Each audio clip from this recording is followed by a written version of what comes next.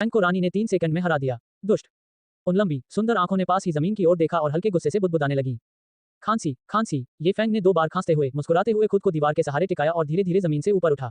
उसने अपना सिर ऊपर उठाया जैसे महल की छत पर चमकते सितारे हों। ये रानी सचमुच अविवेकी है, यद्यपि मैंने उसके आदेशों का पालन किया। वह स्पष्ट रूप से मुझे देख रही थी, लेकिन अंत में मुझे दुष्ट कहा गया और वह मुझे देखकर भड़क गई।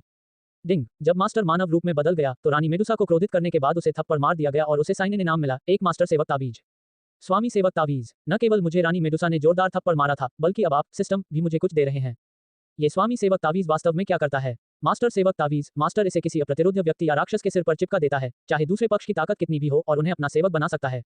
वाह, यह इनाम तो बहुत उदार है। यदि पुरस्कार इतने उदार हैं, तो क्या होगा यदि मैं इसे दोबारा करूं?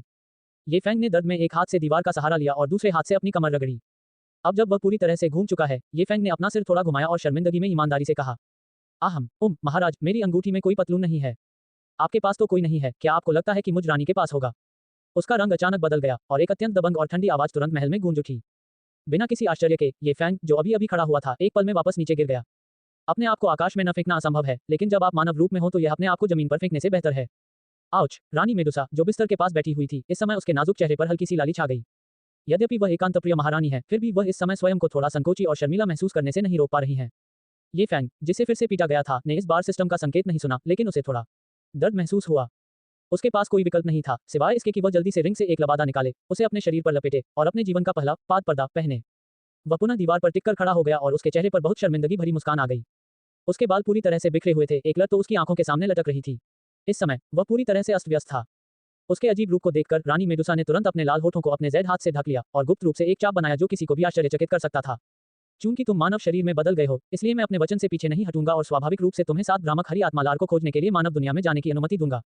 रानी मेडुसा की अनुमति सुनकर ये फैंग के चेहरे पर अचानक खुशी की झलक दिखाई दी। लेकिन जाने से पहले आपको मेरे साथ चलना होगा, उस राविनली अग्नि को इकट्ठा करने के लिए। जब वह ठंडे स्वर में बोल रही थी तो उसकी आंखों में एक चालाक चमक चमक रही थी। ये सुनकर ये फैंग ने सिर हिलाया और जवाब दिया, मैं महाराज के निर्देशों का पालन करूंगा, लेकिन हम कब निकलेंगे? अभी कुछ दिन पहले। रानी उस स्वर्गीय अग्नि को पुनः प्राप्त करने के लिए तुम्हें ढूंढ रही थी, लेकिन तभी पता चला कि तुम, वह छोटा सा लड़का, गायब हो गए थे। जब मैं अपनी चरम अवस्था में पहुंच जाऊंगा तो हम निकल पड़ेंगे। ये फैंग, क्या उसने सचमुच मुझे फिर से छोटा आदमी कहा? क्या उसे यह स्पष्ट रूप से नहीं दिखाई दिया? अपनी पतली ज़ैद भुजाओं को ऊपर की ओर फैलाते हुए रानी मेडुसा थोड़ी थकी हुई दिख रही थी। तुरंत उसने ये फैंग को घूरते हुए उदासीनता से कहा, इन 2 दिनों के दौरान आपको अपने कमरे से बाहर निकलने की अनुमति नहीं है। अगर मुझे पता चला कि आप अपना कमरा छोड़कर बाहर गए हैं, तो मैं आपकी सारी टांगें तोड़ दूंगा। कुआं, सब क्यों? इससे पहले कि वह जवाब दे पाता, रानी मेडुसा की पतली उंगलियों पर एक लाल रोशनी चमक उठी और तुरंत ये फैंग के सामने औषधीय सामग्री और जादुई कोर का ढेर दिखाई दिया। उनमें से उन्होंने एक अत्यंत कीमती छठे क्रम की लकड़ी विशेषता जादू कोर भी पाया। ये सब तुम्हारे लिए हैं। तुम इन 2 दिनों में कबीले के लिए और दवाइयां परिष्कृत कर सकते हो। चिंता मत करो, अगर सामग्री पर्याप्त नहीं है तो मैं उन्हें तुम्हारे पास पहुंचाने के लिए किसी को भेज दूंगा। इन 2 दिनों में आपको जरा भी ढिलाई नहीं बरतनी चाहिए। आप इस रानी के 3 सेकंड के कीमिया मास्टर हैं। जैसे ही ये शब्द निकले, ये फैंग ने बिस्तर के दोनों तरफ लगे लाल धुंधले पर्दे को धीरे-धीरे बंद होते देखा। इस समय वह केवल एक मंद प्रकाश देख सकता था और अंदर अतुलनीय रूप से सुंदर आकृति अपना मुकुट और कंधे का कवच उतार रही थी। दृश्य बहुत आकर्षक था, लेकिन उसका चेहरा कड़वाहट से भरा था। लानत, उसे अचानक एहसास हुआ कि महारानी इन 2 दिनों के दौरान उसके भेड़ के बालों को जोर-जोर से उखाड़ने वाली हैं। अपनी आंखों में दृढ़ संकल्प के साथ ये फैंग ने जल्दी से औषधीय सामग्री और जादुई कोर को इकट्ठा कर लिया, फिर अपने हाथों को कप के आकार में बनाकर कहा, मैं विदा लेता हूं, महाराज। ऐसा कहकर उसने अपना शरीर घुमाया और बाएं। कुआं, वह एक क्षण के लिए वहीं जम गया। ये शर्मनाक है। जैसा कि कहा जाता है, अभ्यास से सिद्धि मिलती है। ये फैंग, जो पहले से ही अपनी कमर को आगे की ओर मोड़ने का आदी था, अचानक पाया कि वह अब और नहीं चल सकता है। यह महसूस करते हुए कि वह नहीं गया है, रानी मेडुसा ने उत्सुकता से जालीदार पर्दा खोला और उसकी ओर देखा। उसकी दृष्टि में 3 सेकंड का कीमिया मास्टर दोनों हाथों से दीवार के सहारे झुका हुआ था, अपने शरीर को लगातार हिला रहा था, जैसे कि वह सांप की तरह नाच रहा हो। पफ चक, वह तुलनीय आकर्षक चेहरा अचानक फूल की तरह खिल उठा। मोहक आवाज ये फैंग के कानों तक पहुंची, जिससे उसने अपनी कमर को मोड़ना बंद कर दिया और उसकी आंखें उससे मोहित हो गईं। बिस्तर पर रानी मेडुसा ने सोने के फ्रेम हटा दिए थे। वो गोरी त्वचा, सेक्सी कॉलरबोन और उत्तम आकृति ये फैंग की आंखों के सामने प्रस्तुत की गई। उसकी हरकतों के कारण खिली आकर्षक मुस्कान ने ये फैंग को क्षण भर के लिए अपना होश खो दिया और वह मोहित हो गया।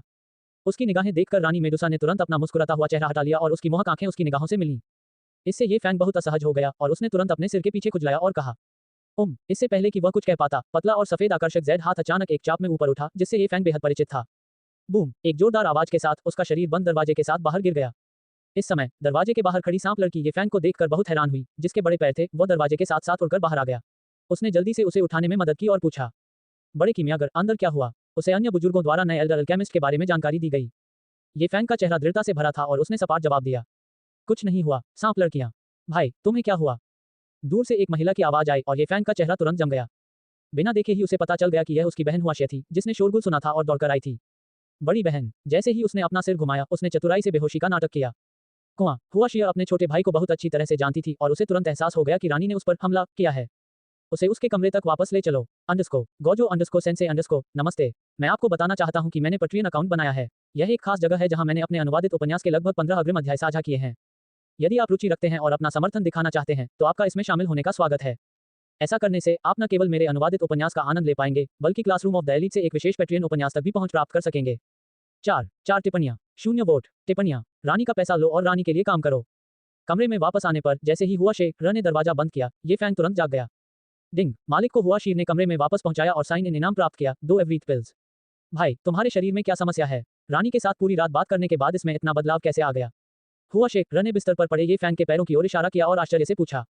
पूरी रात बात करने के बाद ये फैंग को अचानक एहसास हुआ कि बाहर पहले से ही दिन का उजाला हो चुका है।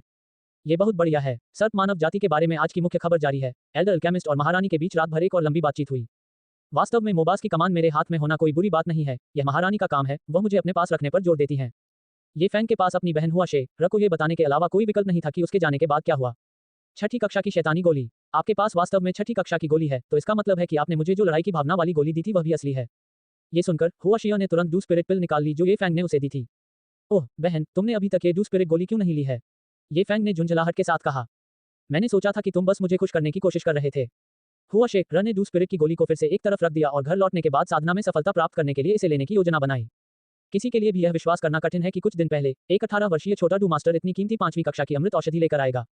असहायता से अपना सिर हिलाते हुए ये फैंग के हाथ में एक और छोटी जेड बोतल दिखाई दी और उसने इसे हुआशे को सौंपते हुए कहा, यह एक जादुई अमृत है जिसका नाम एवरीथ पिल है, जो आपके सुंदर रूप को हमेशा के लिए बरकरार रख सकता है। क्या ये सचमुच इतना जादुई है? फिर तो आपकी बहन को भी इसे आजमाना होगा। हुआशे ने छोटी जेड बोतल से गोली निकाली और जल्दी से उसे खा लिया। डू स्पिरिट पिल के विपरीत, जिसे लेने के लिए एक शांत स्थान खोजने और साधना में सफलता प्राप्त करने की आवश्यकता होती है, हुआशे ने एवरीथ पिल को सीधे निगल लिया, अपनी अधीरता को नियंत्रित करने में असमर्थ। ये फैंग ने जब हुआशे को इतना अधीर होते देखा तो वह अपना सिर हिलाए बिना नहीं रह सका। गोली का असर कुछ ऐसा है जिसे दुनिया की कोई भी महिला मना नहीं कर सकती, चाहे वह कितनी भी बड़ी या शक्तिशाली क्यों न हो। एवरीथ पिल उसके मुंह में पिघल गई और हुआशे के शरीर में एक अजीब सी ऊर्जा प्रवाहित हुई। तुरंत उसकी त्वचा में बदलाव दिखने लगा। गोरी और चिकनी त्वचा और अधिक चमकदार और कोमल लगने लगी। अपने शरीर में हो रहे बदलावों को महसूस करते हुए हुआशे जल्दी से कमरे में लगे कांस्य दर्पण की ओर चली गई। जब उसने अपना प्रतिबिंब देखा तो उसके चेहरे पर खुशी छा गई। भाई, मुझे अब जाना होगा। मुझे उस दरवाजे की मरम्मत के लिए किसी को ढूंढना है जिसे तुमने तोड़ा है। इससे पहले कि ये फैंग प्रतिक्रिया कर पाता, वह जल्दी से गायब हो गई। ये फैंग अच्छी तरह समझ गया था कि दरवाजे की मरम्मत करना तो बस एक बहाना है। औरतों को सुंदर बनने के बाद दूसरों को दिखाना पड़ता है। उसके जाने के बाद ये फैंग ने अपने शरीर में ऊर्जा महसूस की और फिर अपना सिस्टम पैनल खोला। साइन इन सिस्टम स्वामी। ये फैंग। जाति सर्प मानव जाति मानव रूप में परिवर्तित हो सकती है। डू क्यूई साधना आधार 3 स्टार डू ग्रैंड मास्टर। साधना विधि आत्मा भक्षण कला ईश्वर स्तर। विभिन्न आग 3000 लपटें। हथियार बहता ब्लेड रोहो 1 tier 4 पवन विशेषता जादू कोर और 1 tier 6 लकड़ी विशेषता जादू कोर के साथ जड़ा हुआ। शारीरिक बनावट 3000 सितारा शरीर मृत शरीर। औषधि कढ़ाई जीवबान कढ़ाई बैंगनी रसातल। औषधि शोधन कौशल दूसरा रैंक। लड़ाई कौशल रेत का तूफान रहस्यमय बर्फ ड्रैगन सोअर काला थंडर बैट स्काई विंग्स 3000 लपटों की अस्वीकृति हवा से आग की हथेली तैरता हुआ सांप का शरीर सांप की छाया चाकू। प्रॉप्स स्वर्गीय आत्मा पिघलने वाली रक्त गोली दवा शोधन मैनुअल द्वितीय श्रेणी हर कोई गोली। डू क्यू साधना में वृद्धि 6ठी श्रेणी की राक्षसी गोली निगलने और रानी मेडुसा की आत्मिक ऊर्जा के बीच संबंध के कारण है। इससे ये फैंग के शरीर में आत्मिक ऊर्जा बहुत बढ़ गई और वह 3 सितारा लड़ाकू मास्टर की ताकत तक पहुंच गई। ये फैंग अपनी ताकत और नए पैरों में सुधार से संतुष्ट था। मजबूत पैरों के साथ वह बिस्तर से कांस्य दर्पण में अपनी आदर्श आकृति के पास बहुत लचीले ढंग से चला। उसके होठों पर एक रहस्यमय मुस्कान खेल रही थी। अपने सभी पैरों को बरकरार रखने के लिए ये फैंग के पास आज्ञाकारी रूप से कमरे में रहने, चिकित्सा को परिष्कृत करने और अभ्यास करने पर ध्यान केंद्रित करने के अलावा कोई विकल्प नहीं था। साधना और कीमिया के बीच ये फैंग ने दृढ़तापूर्वक कीमिया को प्राथमिकता देने का फैसला किया। चूंकि उसने रानी का पैसा लिया था, इसलिए वह केवल रानी के लिए ही काम कर सकता था। 6ठे क्रम की लकड़ी की विशेषता वाला जादुई कोर इसके लायक है, अन्य अधिक कीमती सामग्रियों का तो कहना ही क्या। कीमियागिरी ये फैंग के लिए बहुत सरल नहीं होनी चाहिए। ये तो बस कीमियागिरी है ना? हंडा निकालने के बाद हंडा का शरीर अचानक एक बड़ी भट्टी में बदल गया। ये फैंग ने विभाजित औषधीय सामग्रियों के ढेर को उसमें फेंक दिया और 3000 लपटें जल्दी से उन्हें घेर लिया। 1 2 3 बूम। जेली बीन्स जैसी दिखने वाली प्रथम श्रेणी की गोलियों का ढेर अचानक कढ़ाई में प्रकट हो गया। 3 सेकंड की कीमिया तकनीक से ये फैंग न केवल प्रत्येक भट्टी में एक गोली को परिष्कृत कर सकता था, बल्कि एक साथ कई गोलियां बना सकता था। सरल शब्दों में, वह उनका बड़े पैमाने पर उत्पादन कर सकता था। उनके लिए इन अमृतों को परिष्कृत करना अधिक कठिन नहीं था, केवल उच्च स्तरीय सामग्रियों का अभाव था। कमरे से तेज औषधीय सुगंध आ रही थी, जिससे बाहर खड़ी सर्प लड़की चौंक गई। क्या ये दवा की गंध है? क्या एल्डर ये दवा को परिष्कृत कर रहे हैं? सर्प कन्या रक्षक ने अपने साथियों की ओर देखा और आश्चर्य से पूछा। एक अन्य सांप रक्षक भी उत्सुक था। जरूर, लेकिन क्या उसका पैर ठीक से काम नहीं कर रहा था? वह दवा कैसे बना सकता है? क्या हमें देखना चाहिए? नहीं, मैंने कप्तान से सुना है कि एक कीमियागर को दवा को परिष्कृत करते समय लगन से काम करना पड़ता है और उसे परेशान नहीं किया जा सकता। अगर हम उसकी दवा को परिष्कृत करने में बाधा डालते हैं तो क्या औषधीय सामग्री का बैच बर्बाद नहीं हो जाएगा? ओ समझा, इसकी औषधीय सुगंध धीरे धीरे फैल रही थी, जो पास से गुजर रही सर्प कन्याओं और दासियों को मोहित कर रही थी। सर्प लोगों ने औषधि शोधन के दौरान ऐसी सुगंध कभी नहीं सूंघी थी। कुछ देर तक वे वहां रुके रहे और ताजगी भरी खुशबू का आनंद लेते रहे। ये तो सभी जानते थे कि एक गोली की खुशबू दर्जनों मीटर तक फैल सकती है, ये फैंग के बड़े पैमाने पर उत्पादन की तो बात ही छोड़िए। जैसे जैसे समय बीतता गया, ये फैंग को लगा कि कमरे में सुगंध बहुत तेज हो गई है, इसलिए उसने कमरे के ऊपरी हिस्से में कुछ रोशनदान खोल दिए। जहां तक साइड खिड़कियों का सवाल है, गोपनीयता बनाए रखने के लिए उन्हें खोला नहीं जा सकता था। तुरंत ही एक और भी तीव्र औषधीय सुगंध कमरे से पूरे मेडुसा मंदिर में तेजी से फैल गई। सुगंधित औषधि की खुशबू की खबर एल्डकीमियागर की खबर के साथ ही तेजी से फैल गई। परिणाम स्वरूप ये सुगंध मेडुसा के पूरे मंदिर में फैल गई। डॉट डॉट डॉट 2 दिन बाद रानी मेडुसा मरम्मत किए गए दरवाजे से बाहर निकली, सांस लेते हुए। दवा की सुखद खुशबू, उसकी भौहें थोड़ी ऊपर उठी और उसने ये फैंग के कमरे की ओर देखा। ये छोटा लड़का बहुत आज्ञाकारी है। जब वह प्रकट हुई तो सभी सर्प कन्याओं ने तुरंत आदरपूर्वक सिर झुकाया और उसके हाथ हिलाते ही तुरंत चली गईं। जहां तक गार्ड की कप्तान हुआ शीर का प्रश्न है, तो वह रानी मेडुसा से परामर्श करने के बाद दूसरे गोली का सेवन करने चली गई। जब रानी मेडुसा ने सीधे दरवाजा खोला तो उसे एक आश्चर्यजनक और स्वप्निल दृश्य देखने को मिला। उसकी सुंदर आंखें चौड़ी हो गईं और उसके होंठ सिकुड़ गए। पूरा कमरा गोलियों से भरा हुआ था। जैसा कि मैंने पहले ही पैट्रियन पर अध्याय 54 तक अपलोड कर दिया है, यदि आप रुचि रखते हैं तो आप आगे बढ़ सकते हैं और इसे देख सकते हैं। गोजो_सेंसेई_गोजो_सेंसेई_। रचनाकारों के विचार। 2 टिप्पणियां। 0 वोट। टिप्पणियां। स्वर्गीय अग्नि की भूमि पर जा रहे हैं, रानी की बाहों में झूलते हुए।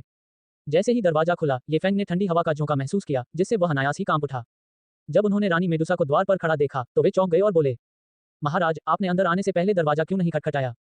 रानी मेडुसा ने अविचल भाव से उसकी नजरों का सामना किया और गर्व से उत्तर दिया, इस क्षेत्र के शासक के रूप में मुझे इसमें प्रवेश करने के लिए आप जैसे छोटे आदमी की अनुमति की आवश्यकता नहीं है। ये तुम हो, छोटे बदमाश। तुम हमेशा की तरह आसानी से दवा बना सकते हो। क्यों, तुम नग्न हो? उसने अपने सामने खड़े नग्न सुंदर लड़के की ओर देखा और तुरंत अपनी नजरें हटा लीं। बस इतना ही है, जैसा कि आप देख सकते हैं, मैं यहाँ कुछ गोलियां नहीं बना रहा हूँ, बल्कि एक पूरी सुविधा बना रहा हूँ। ये फैंग ने तुरंत एक व्यंग्यपूर्ण मुस्कान के साथ समझाया। 3000 ज्वालाओं की झुलसा देने वाली लपटों के नीचे मेरे नश्वर कपड़ों की तो बात ही छोड़िए, यहाँ तक कि इस जीववान कढ़ाई के नीचे की जमीन भी फट गई। रानी मेडुसा को कक्ष से निकलती चिलचिलाती गर्मी का एहसास हुआ, जिससे उसकी भौहें थोड़ी सिकुड़ गईं।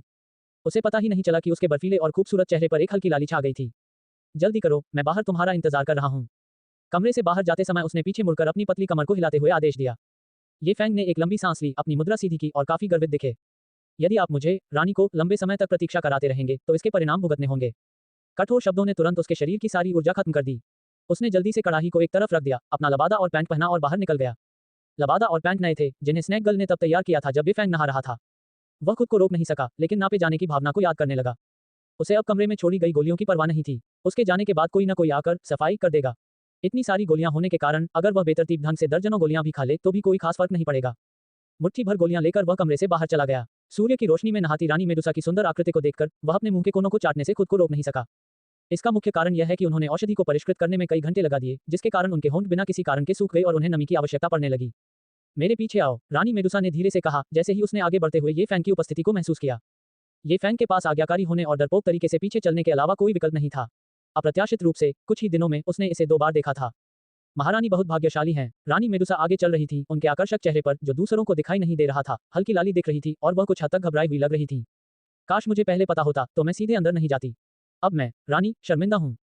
अपने आप में गुनगुनाते हुए वह रुकी और ये फैंग की ओर देखा।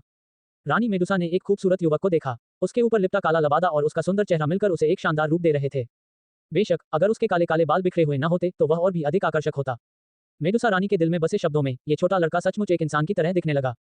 महाराज, क्या आप कृपया हमारी नजरें हटा सकते हैं? मेरे पैर कमजोर हैं। जब ये फैंग ने उसे घूरती आंखों से देखा तो उसने स्वाभाविक रूप से सोचा कि महारानी की जैद भुजा फिर से उस परिचित चाप को पार करने वाली थी और तुरंत डरते हुए कहा। रानी मेडुसा ने अपनी सुंदर आंखें झपकाईं तथा उसके गुलाबी होठों पर एक मुस्कान तैर गई। कमजोर पैर, लेकिन इस रानी ने देखा है कि जब भी यह छोटा लड़का मुझे देखता है उसके पैर कभी कमजोर नहीं होते। ये फैंग आश्चर्यचकित होकर मुस्कुराया और जल्दी से विषय बदल दिया। महाराज, क्या आपने मुझे उस स्वर्गीय अग्नि की खोज के लिए बुलाया था? हाँ, रानी तैयार है। चलो चलें, उसने घोषणा की। उसके पंख अचानक उसकी पीठ पर दिखाई दिए और इससे पहले कि ये फैंग कुछ प्रतिक्रिया कर पाता, उसके पतले हाथ ने उसकी बांह पकड़ ली और वे आकाश में उड़ गए। आह महाराज, आप तो तैयार हैं, पर मैं नहीं। दवाई को परिष्कृत करने के बाद भी मैं कमजोर हूँ। मेरा शरीर कमजोर है, ये फैंग ने चिल्लाते हुए कहा जब उसे आकाश में खींचा जा रहा था। युवक, तुम कब कमजोर नहीं होते? ये फैंग के कानों में ये हल्के शब्द पड़े, जिससे उसका चेहरा दृढ़ हो गया और उसने कहा, मैं अब कमजोर नहीं हूँ। पफट, हा। ठंडी हंसी और आकर्षक मुस्कान सुनने में सुखद थी, लेकिन ये फैंग अपमानित होने की भावना को दूर नहीं कर सका। असहाय होकर भागते हुए ये फैंग केवल रानी मेडुसा को विशाल रेगिस्तान में उसे खींचने की अनुमति दे सकता था। डिंग, मालिक को रानी मेडुसा ने कलाई से पकड़ लिया और उसे दूर ले जाया गया और उसे साइन इनाम मिला, 50 बैरल बर्फ के झरने। प्रश्नवाचक चिन्ह प्रश्नवाचक चिन्ह प्रश्नवाचक चिन्ह। 50 बैरल, ये काफी है। क्या इनका उपयोग कोल्ड स्टोरेज के रूप में किया जाना है?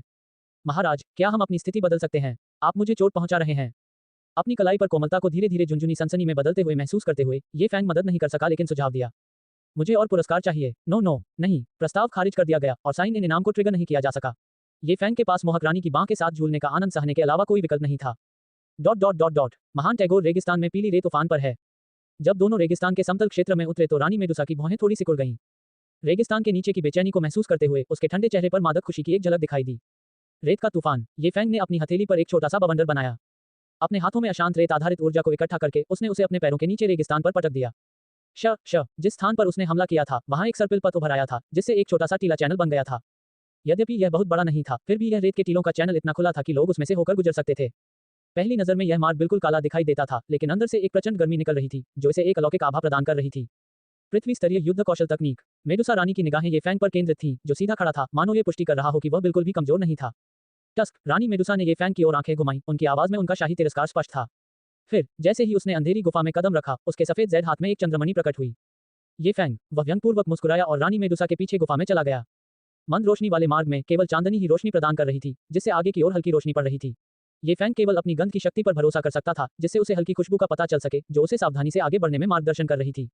जैसे जैसे वह अंदर गया, मार्ग के अंदर का तापमान बढ़ता गया, जिससे अधिक तीव्र गर्मी पैदा हुई। उन दोनों की गति बहुत तेज थी और वे तेजी से अंदर घुस गए। लगभग एक अगरबत्ती जलाने के बाद अचानक ये फैंग को ऐसा महसूस हुआ कि किसी चीज ने उसे ठोकर मार दी है, जिससे उसका शरीर आगे की ओर झुक गया। वाह! अपने हाथों से गुजरते हुए सुखद एहसास को महसूस करते हुए ये फैंग अचानक चौंक गया। उसने अपने हाथों को बार बार पीछे खींचा, अपनी आंखें खोली और बंद की और मन ही मन सोचा, मैंने गड़बड़ कर दी। महाराज, आप अचानक क्यों रुक गए? ये फैंग। एक ठंडी और कठोर आवाज ने ये फैंग के कानों को छेद दिया, जिससे उसे चक्कर और भ्रमित महसूस हुआ। वह कुछ भी समझने में असमर्थ हो गया। Gojo underscore Sensei underscore. रचनाकारों के विचार। 3 टिप्पणियां। 0 वोट। टिप्पणियां। महारानी की चिंता। दो सिर वाला अग्नि आत्मा सांप प्रकट हुआ। मार्ग लालिमा से भर गया और राजसी ऊर्जा ने तुरंत आगे के सभी बंद मार्गों को खोल दिया। रानी मेडुसा रुक गई थी क्योंकि ये फैंग ने वांछित स्थान तक मार्ग पूरी तरह से नहीं खोला था। जैसे ही वह रुकी, उसने महसूस किया कि उसके पीछे खड़ा ये छोटा सा शैतान उसकी सांप की पूंछ पर लात मार रहा है और फिर वह उसके गले लग गई। रास्ता इतना संकरा था कि वह चाहकर भी बच नहीं सकती थी, और यह भी नहीं कि सब कुछ बहुत तेजी से हुआ। वह कभी सोच भी नहीं सकती थी कि उसके पीछे खड़ा छोटा बदमाश इतना दुस्साहसी होगा। ये स्पष्ट रूप से मार्ग में हुई एक यातायात दुर्घटना थी, लेकिन उसके हाथ और इस छोटे से लड़के ने पहले तो खुद को निर्दोष बताया। तब लाल रंग की चमक के नीचे संकीर्ण मार्ग में बिना किसी रहस्य के युद्ध छिड़ गया। रटाटाटा। लड़ाई 3 सेकंड में समाप्त हो गई और ये फैंग का चेहरा उदास रोशनी, सूजन और चोटों के साथ रह गया। सूजे हुए चेहरे और चोटिल नाक के साथ ये फैंग अपनी वर्तमान स्थिति के लिए आभारी था। वह शुक्रगुजार था कि उसका चेहरा सूज गया था और उसके पैर नहीं टूटे थे। रानी मेडुसा की ठंडी निगाहों को देखकर ये फैंग ने जल्दी से अपने हाथों से अपना चेहरा ढक लिया और डरते हुए कहा, आपका महाराज, मैं इस बार गलत था, अगली बार मैं हिम्मत नहीं करूंगा। क्या अगली बार भी ऐसा होगा? ये फैंग, अगर तुम कबीले में एकमात्र कीमियागर नहीं होते तो मैं तुम्हें अभी मार देता। उसकी आंखें ठंडी चमक से चमक उठी। वह दांत भींचकर कठोरता से बोली। ये फैंग ने तुरंत सिर हिलाया और वादा किया कि अगली बार ऐसा नहीं होगा, लेकिन वह इसकी गारंटी नहीं दे सका। अगली बार के लिए उसके पश्चातापी रवैये को देखकर रानी मेडुसा ने अपनी भौहें सिकुड़ी, तेजी से घूमी और ठंडे स्वर में कहा, क्योंकि तुम ही वह छोटे लड़के हो जिसने मुझे स्वर्गीय अग्नि तक पहुंचाया, मैं इस बार ऐसा दिखावा करूंगा कि कुछ हुआ ही नहीं। चलो चलें। ये कहकर वह अपनी सुंदर चाल में चलने लगी। ये फैंग, जो पीछे रह गया था, सिग्मा ए। कुछ नहीं हुआ तो फिर ठीक है। डिंग। मालिक रानी मेडुसा की सांप की पूंछ पर ठोकर खा गया, लेकिन उसने खुद को स्थिर करने के लिए जल्दी से उसे पकड़ लिया और एक साइन इन इनाम प्राप्त किया, यूनियन की ताजा खुशबू के साथ सिंहार कवच का एक टुकड़ा। लानत है, लानत है, लानत है। समुद्र हृदय कवच। रानी मेडुसा के साथ मेरी स्थिति का संप्रदाय मास्टर यून से क्या संबंध है? आप एक शरारती प्रणाली हैं। चेहरे पर मुस्कुराहट के साथ उसने अपनी हथेली में एक छोटी सी लौ जलाई और धीरे धीरे रानी मेडुसा के पीछे चल पड़ा। रानी मेडुसा ने उसके सामने आने की हलचल को महसूस करते हुए अपनी भौहों को सिकोड़ लिया तथा उसके आकर्षक गालों पर संदेह के चिन्ह उभर आए। आग की रोशनी। तो फिर इस छोटे से लड़के ने पहले रास्ता रोशन करने के लिए आग का इस्तेमाल क्यों नहीं किया?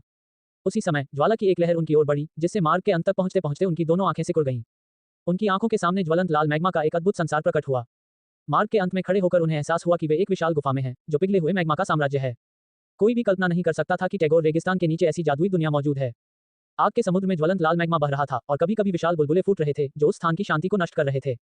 चिलचिलाती गर्मी ने ये फैंग को अपने भीतर 3000 लपटों का एहसास कराया और वह प्रसन्न हो गया, मानो वह इस स्थान की सारी अग्नि ऊर्जा को अवशोषित कर लेना चाहता हो। इसके विपरीत रानी मेडुसा, जिसका शरीर अग्नि के साथ असंगत ठंडा था, को इस अत्यंत गर्म वातावरण में असुविधा महसूस हुई।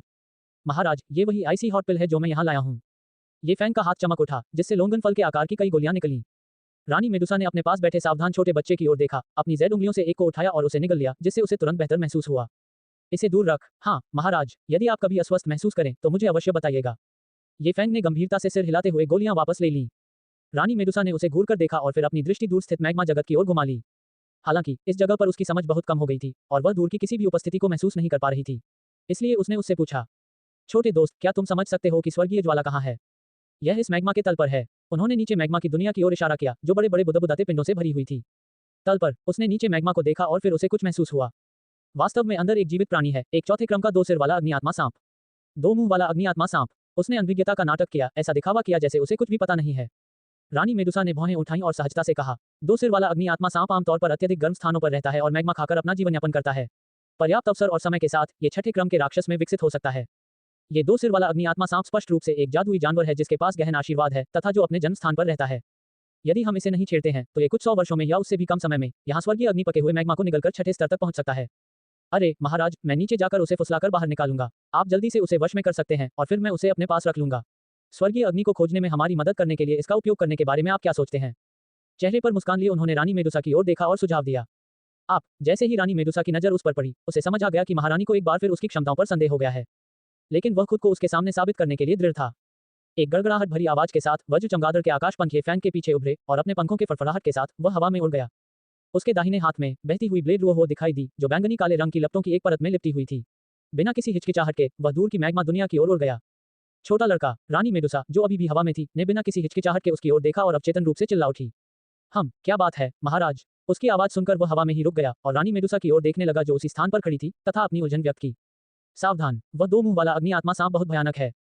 उसने अपने लाल होठों को थोड़ा ऊपर उठाया और ठंडे स्वर में चेतावनी दी। समझ गया, आपकी चिंता के लिए धन्यवाद महाराज। वह खुशी से मुस्कुराया, अपने पंख फड़फड़ाए और दूर उड़ गया। चिंता? मुझे इस छोटे लड़के की बिल्कुल भी चिंता नहीं है। जब ये फैंग एक छोटे काले बिंदु में बदल गया तो एक धीमी सी फुसफुसाहट गूंजी। ये फैंग मैग्मा के ऊपर उड़ रहा था, उसका शरीर बैंगनी काले लपटों में लिपटा हुआ था क्योंकि उसने नीचे 2 मुंह वाले अग्नि आत्मा सांप के स्थान को महसूस किया था। 2 मुंह वाले अग्नि आत्मा सांप को बाहर निकालने के लिए वह नीचे उतरा और उसी क्षण उसके सामने एक विशाल मैग्मा बुलबुला उभरा। वह जल्दी से पीछे हट गया। इसके साथ ही उसके पीछे का शांत मैग्मा अचानक ज्वालामुखी विस्फोट की तरह फट पड़ा। एक विशालकाय प्राणी मैग्मा से बाहर निकला, उसके खुले मुंह से दहाड़ निकली और वह ये फैंग की ओर झपटा। पट्रियन पर अग्रिम 15 अध्याय पढ़ें। Gojo Sensei. टिप्पणियां। रंग बिरंगे तराजू जिन्हें आप नीचे नहीं रख सकते। भाड़ में जाओ, ये 2 सिर वाला अग्नि आत्मा सांप इतना विशाल और मोटा है। ये फैंग ने जब बाहर निकले हुए सांप को देखा तो आश्चर्य से कहा। उसने सोचा था कि चौथे क्रम का राक्षस इतना बड़ा नहीं होगा, लेकिन 2 सिर वाले अग्नि आत्मा सांप के प्रकट होने से उसकी उम्मीदें चकनाचूर हो गईं। चौथे क्रम के इस दोमुहे अग्नि आत्मा सर्प का सिर उससे कई गुना बड़ा था और इसके मोटे शरीर तथा अतिरिक्त सिर का तो कहना ही क्या। मैग्मा से निकला विशाल सांप ये फैंग के शरीर की ओर झपटा। ये फैंग ने अपने पंख फड़फड़ाए और गड़गड़ाहट वाली आवाज के साथ वह हवा में ऊपर उठने लगा। चकमा देते समय उसके दाहिने हाथ में मौजूद फ्लोइंग ब्लेड आग की तरह ऊपर की ओर झूलने लगा और एक उत्तेजक और यादृच्छिक ज्वाला का वार करने लगा। 3000 स्वर्गीय ज्वालाओं की ऊर्जा के साथ ज्वाला का कटाव पहले से ही भयानक था, लेकिन अब उसने इसे बहते हुए ब्लेड में डाल दिया जिससे यह और भी अधिक शक्तिशाली हो गया। आप देखिए, उनके फ्लोइंग ब्लेड में वर्तमान में छठे क्रम की लकड़ी विशेषता जादूकोर और चौथे क्रम की वायु विशेषता जादूकोर अंतर्निहित थी। हवा ने आग को और बढ़ा दिया और लकड़ी ने आग की सहायता की, जिससे स्वतंत्र रूप से झूलती हुई लौ की शक्ति तुरंत बढ़ गई। 2 सिर वाले अग्नि आत्मा सांप ने अपने सामने खड़े इंसान पर कोई ध्यान नहीं दिया। उसने आग की लपटों से बचने की कोशिश नहीं की, बल्कि सीधे ये फैंग पर झपटा, उसे अपना भोजन बनाने का इरादा रखते हुए। जब ज्वाला का वार 2 सिर वाले अग्नि आत्मा सांप पर पड़ा तो उसके शरीर पर मौजूद कठोर मैग्मा जैसे शल्क तुरंत फट गए। ऐसा लग रहा था मानो मैग्मा की दुनिया में एक विशाल बुलबुला बन गया हो, जो फूट गया और भारी मात्रा में लावा जैसा खून बाहर निकल आया। 2 सिर वाला अग्नि आत्मा सांप दर्द से तड़प उठा। उसने अपने विशाल मुंह क्रूर इरादे से खोले। उसकी गति अचानक बढ़ गई और वह ये फैंग का पीछा करने लगा जो दूर उड़ रहा था। मैग्मा की इस दुनिया में थंडर बैट स्काईविंग की गति स्वाभाविक रूप से 2 मुंह वाले अग्नि आत्मा सांप की तुलना में बहुत धीमी थी। 2 सांसों के भीतर 2 सिर वाले अग्नि आत्मा सांप ने फिर से हमला किया और ये फैंग ने जल्दी से उसके शरीर को स्वर्गीय आग से ढक दिया। अपने इस विश्वास के अनुरूप कि युद्ध कौशल का प्रयोग बहुत कम होता है, ये फैंग, जो हमेशा से स्वयं को युद्ध में कुशल मानता था, को अब एहसास हुआ कि उसके पास केवल कुछ ही तकनीकें हैं जिनका वह प्रयोग कर सकता है। रेत का तूफान, वह चिल्लाया, अपना बायां हाथ लहराते हुए। ये फैंग के सामने अचानक एक विशाल बवंडर प्रकट हुआ जो भयानक गर्मी की लहरों और मैग्मा को बहा ले गया और 2 सिर वाले अग्नि आत्मा सांप की ओर बढ़ गया। इस समय तक रेत का तूफान भी एक ज्वलंत लाल लावा बवंडर में बदल चुका था। मैग्मा में रहने वाले 2 सिर वाले अग्नि आत्मा सांप के लिए लावा ने बिना किसी नुकसान के केवल उसकी शक्ति को बढ़ाया। हालांकि इस बार उन्होंने सिर्फ रेत के तूफान से लड़ने का हुनर नहीं अपनाया। धीरे धीरे अपना बायां हाथ ऊपर उठाते हुए उन्होंने अचानक आग उगलने वाली हथेली का इस्तेमाल किया। वास्तविक युद्ध में विभिन्न युद्ध कौशलों के बीच समन्वय सबसे प्रभावी रणनीति थी। उसने अपने हाथ से 3000 लपटें छोड़ी। जैसे ही बैंगनी काले रंग की लपटें विशाल बवंडर में विलीन हुई, यह एक भयानक बैंगनी काले बवंडर में बदल गया। जिस क्षण 3000 ज्वालाओं वाला बवंडर बना, वह एक विस्फोट की तरह था जिसने आक्रमणकारी 2 मुंह वाले अग्नि आत्मिक सांप को पूरी तरह से अपनी चपेट में ले लिया। अगले ही क्षण सांप ने हृदय विदारक दहाड़ लगाई जो मैग्मा की पूरी दुनिया में गूंज उठी। उसकी चीख सुनकर ही उस 2 सिर वाले अग्नि आत्मा सांप की पीड़ा को महसूस किया जा सकता था। बिना किसी हिचकिचाहट के ये फैंग रानी मेडुसा की ओर तेजी से उड़ चला। जबकि अन्य लोग गर्व से भर गए होंगे, उन्होंने इस 2 सिर वाले अग्नि आत्मा सांप की वास्तविक प्रकृति को समझा। यह इस वातावरण में वस्तुतः अमर था।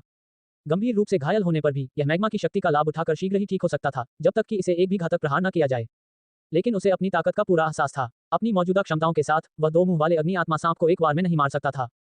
जैसी कि उम्मीद थी, जैसा कि ये फैंग ने अनुमान लगाया था, जब वह चला गया तो दो सिर वाला अग्नि आत्मा सांप बवंडर के केंद्र से मैग्मा की दुनिया में वापस आ गया। यद्यपि उसका शरीर फटे हुए शल्कों और बहते हुए खून से ढका हुआ था, फिर भी जैसे ही वह मैग्मा में वापस आया, उसके गंभीर घाव तेजी से ठीक हो गए। ऊपर उड़ रहे ये फैंग को नीचे मैग्मा में कुछ गड़बड़ महसूस हुई और उसका चेहरा अचानक बदल गया। मैग्मा के नीचे इस दो सिर वाले अग्नि आत्मा सांप की गति वास्तव में आश्चर्यजनक थी। हालांकि थंडर बैट स्काई विंग तेज है, लेकिन इसका उपयोग इस क्षेत्र में नहीं किया जा सका, क्योंकि वहां थंडर विशेषता का कोई निशान भी मौजूद नहीं था। नीचे का मैग्मा फिर से फट पड़ा और क्रूर दो सिर वाले अग्नि आत्मिक सांप ने अपना विशाल मुंह खोला, उसे एक ही बार में निगलने के लिए तैयार। उसके सिर से पसीना बहने लगा, क्योंकि उसने पाया कि वह दोनों तरफ से हमले में है। जब वह वापस लड़ने के लिए आइस ड्रैगन का इस्तेमाल करने वाला था, तो अचानक उसकी आंखों के सामने एक रंगीन रोशनी और छाया दिखाई दी। उसकी आंखें तुरंत चौड़ी हो गईं जब उसने अपने सामने एक हल्की सुगंध बिखेरते हुए उस आकृति को देखा और अपने हृदय में कहा, अरे, वह तो बहुत बड़ी है। रंग बिरंगी रोशनी और छाया ने एक भयंकर चाप का अनुसरण किया और दो सिर वाले अग्नि आत्मा सांप के शरीर पर बहुत जोर से प्रहार किया। बूम! बिना किसी आश्चर्य के दो सिर वाला अग्नि आत्मा सांप फट गया और दूर जाकर दूर दीवार से टकराया। दो सिर वाले अग्नि आत्मा सांप की दयनीय स्थिति को देखकर वह सहानुभूति महसूस करने से खुद को रोक नहीं सका, क्योंकि उसने भी वही पीड़ा झेली थी। इस हमले के तहत दो सिर वाला अग्नि आत्मा सांप उड़ गया और मैग्मा दुनिया के किनारे पर ठोस पत्थर के मंच पर स्थिर होकर उतरा। ये फैंग ने अपने सामने रंग बिरंगे शल्कों से सजे विशालकाय सांप को देखा, उसके सूखे होंठ अनायास ही दो बार क्लिक कर गए। छोटे लड़के, तुम मुझे ऐसे क्यों घूर रहे हो? क्या तुम भूल गए कि तुम भी सांप मानव जाति के सदस्य हो? तुम अपने शरीर का उपयोग करके उनसे लड़ सकते हो। रानी मेडुसा की आवाज आई, जिससे ये फैंग को एहसास हुआ कि वह खुद एक सांप मानव था। ये वाकई एक आदर्श जोड़ी थी। क्या उसे अब अपने मूल रूप में बदल जाना चाहिए और इस मैग्मा की दुनिया में दो सांपों को नचाना चाहिए? बेशक, ये सिर्फ एक क्षणिक विचार था। वास्तविक क्रियान्वयन में कुछ समय लगेगा। अनुकूलन की अवधि। एक सर्प मानव के रूप में वह ये भूल गया था कि उसकी चरम अवस्था उसके वास्तविक शरीर में परिवर्तित हो रही थी। ऐसा लग रहा था कि भविष्य की लड़ाइयों में अचानक एक बड़े बैंगनी काले सांप में बदल जाना दुश्मन को डराने के लिए एक अच्छी रणनीति होगी। महाराज, मैं भूला नहीं हूँ। बात सिर्फ इतनी है कि आपके रंग बिरंगे बाल इतने सुंदर हैं कि मैं उनसे अपनी नजरें नहीं हटा सकता। उसने अपने दाहिने हाथ से अपने सिर के पिछले हिस्से को खुजलाया और मूर्खतापूर्ण ढंग से मुस्कुराया। क्या आप अपनी नजरें उनसे हटा नहीं सकते? रानी मेडुसा हैरान थी। इस छोटे से लड़के का क्या मतलब था? हालांकि अगले ही पल महारानी को समझ आ जाएगा कि ये फैंग का क्या मतलब था।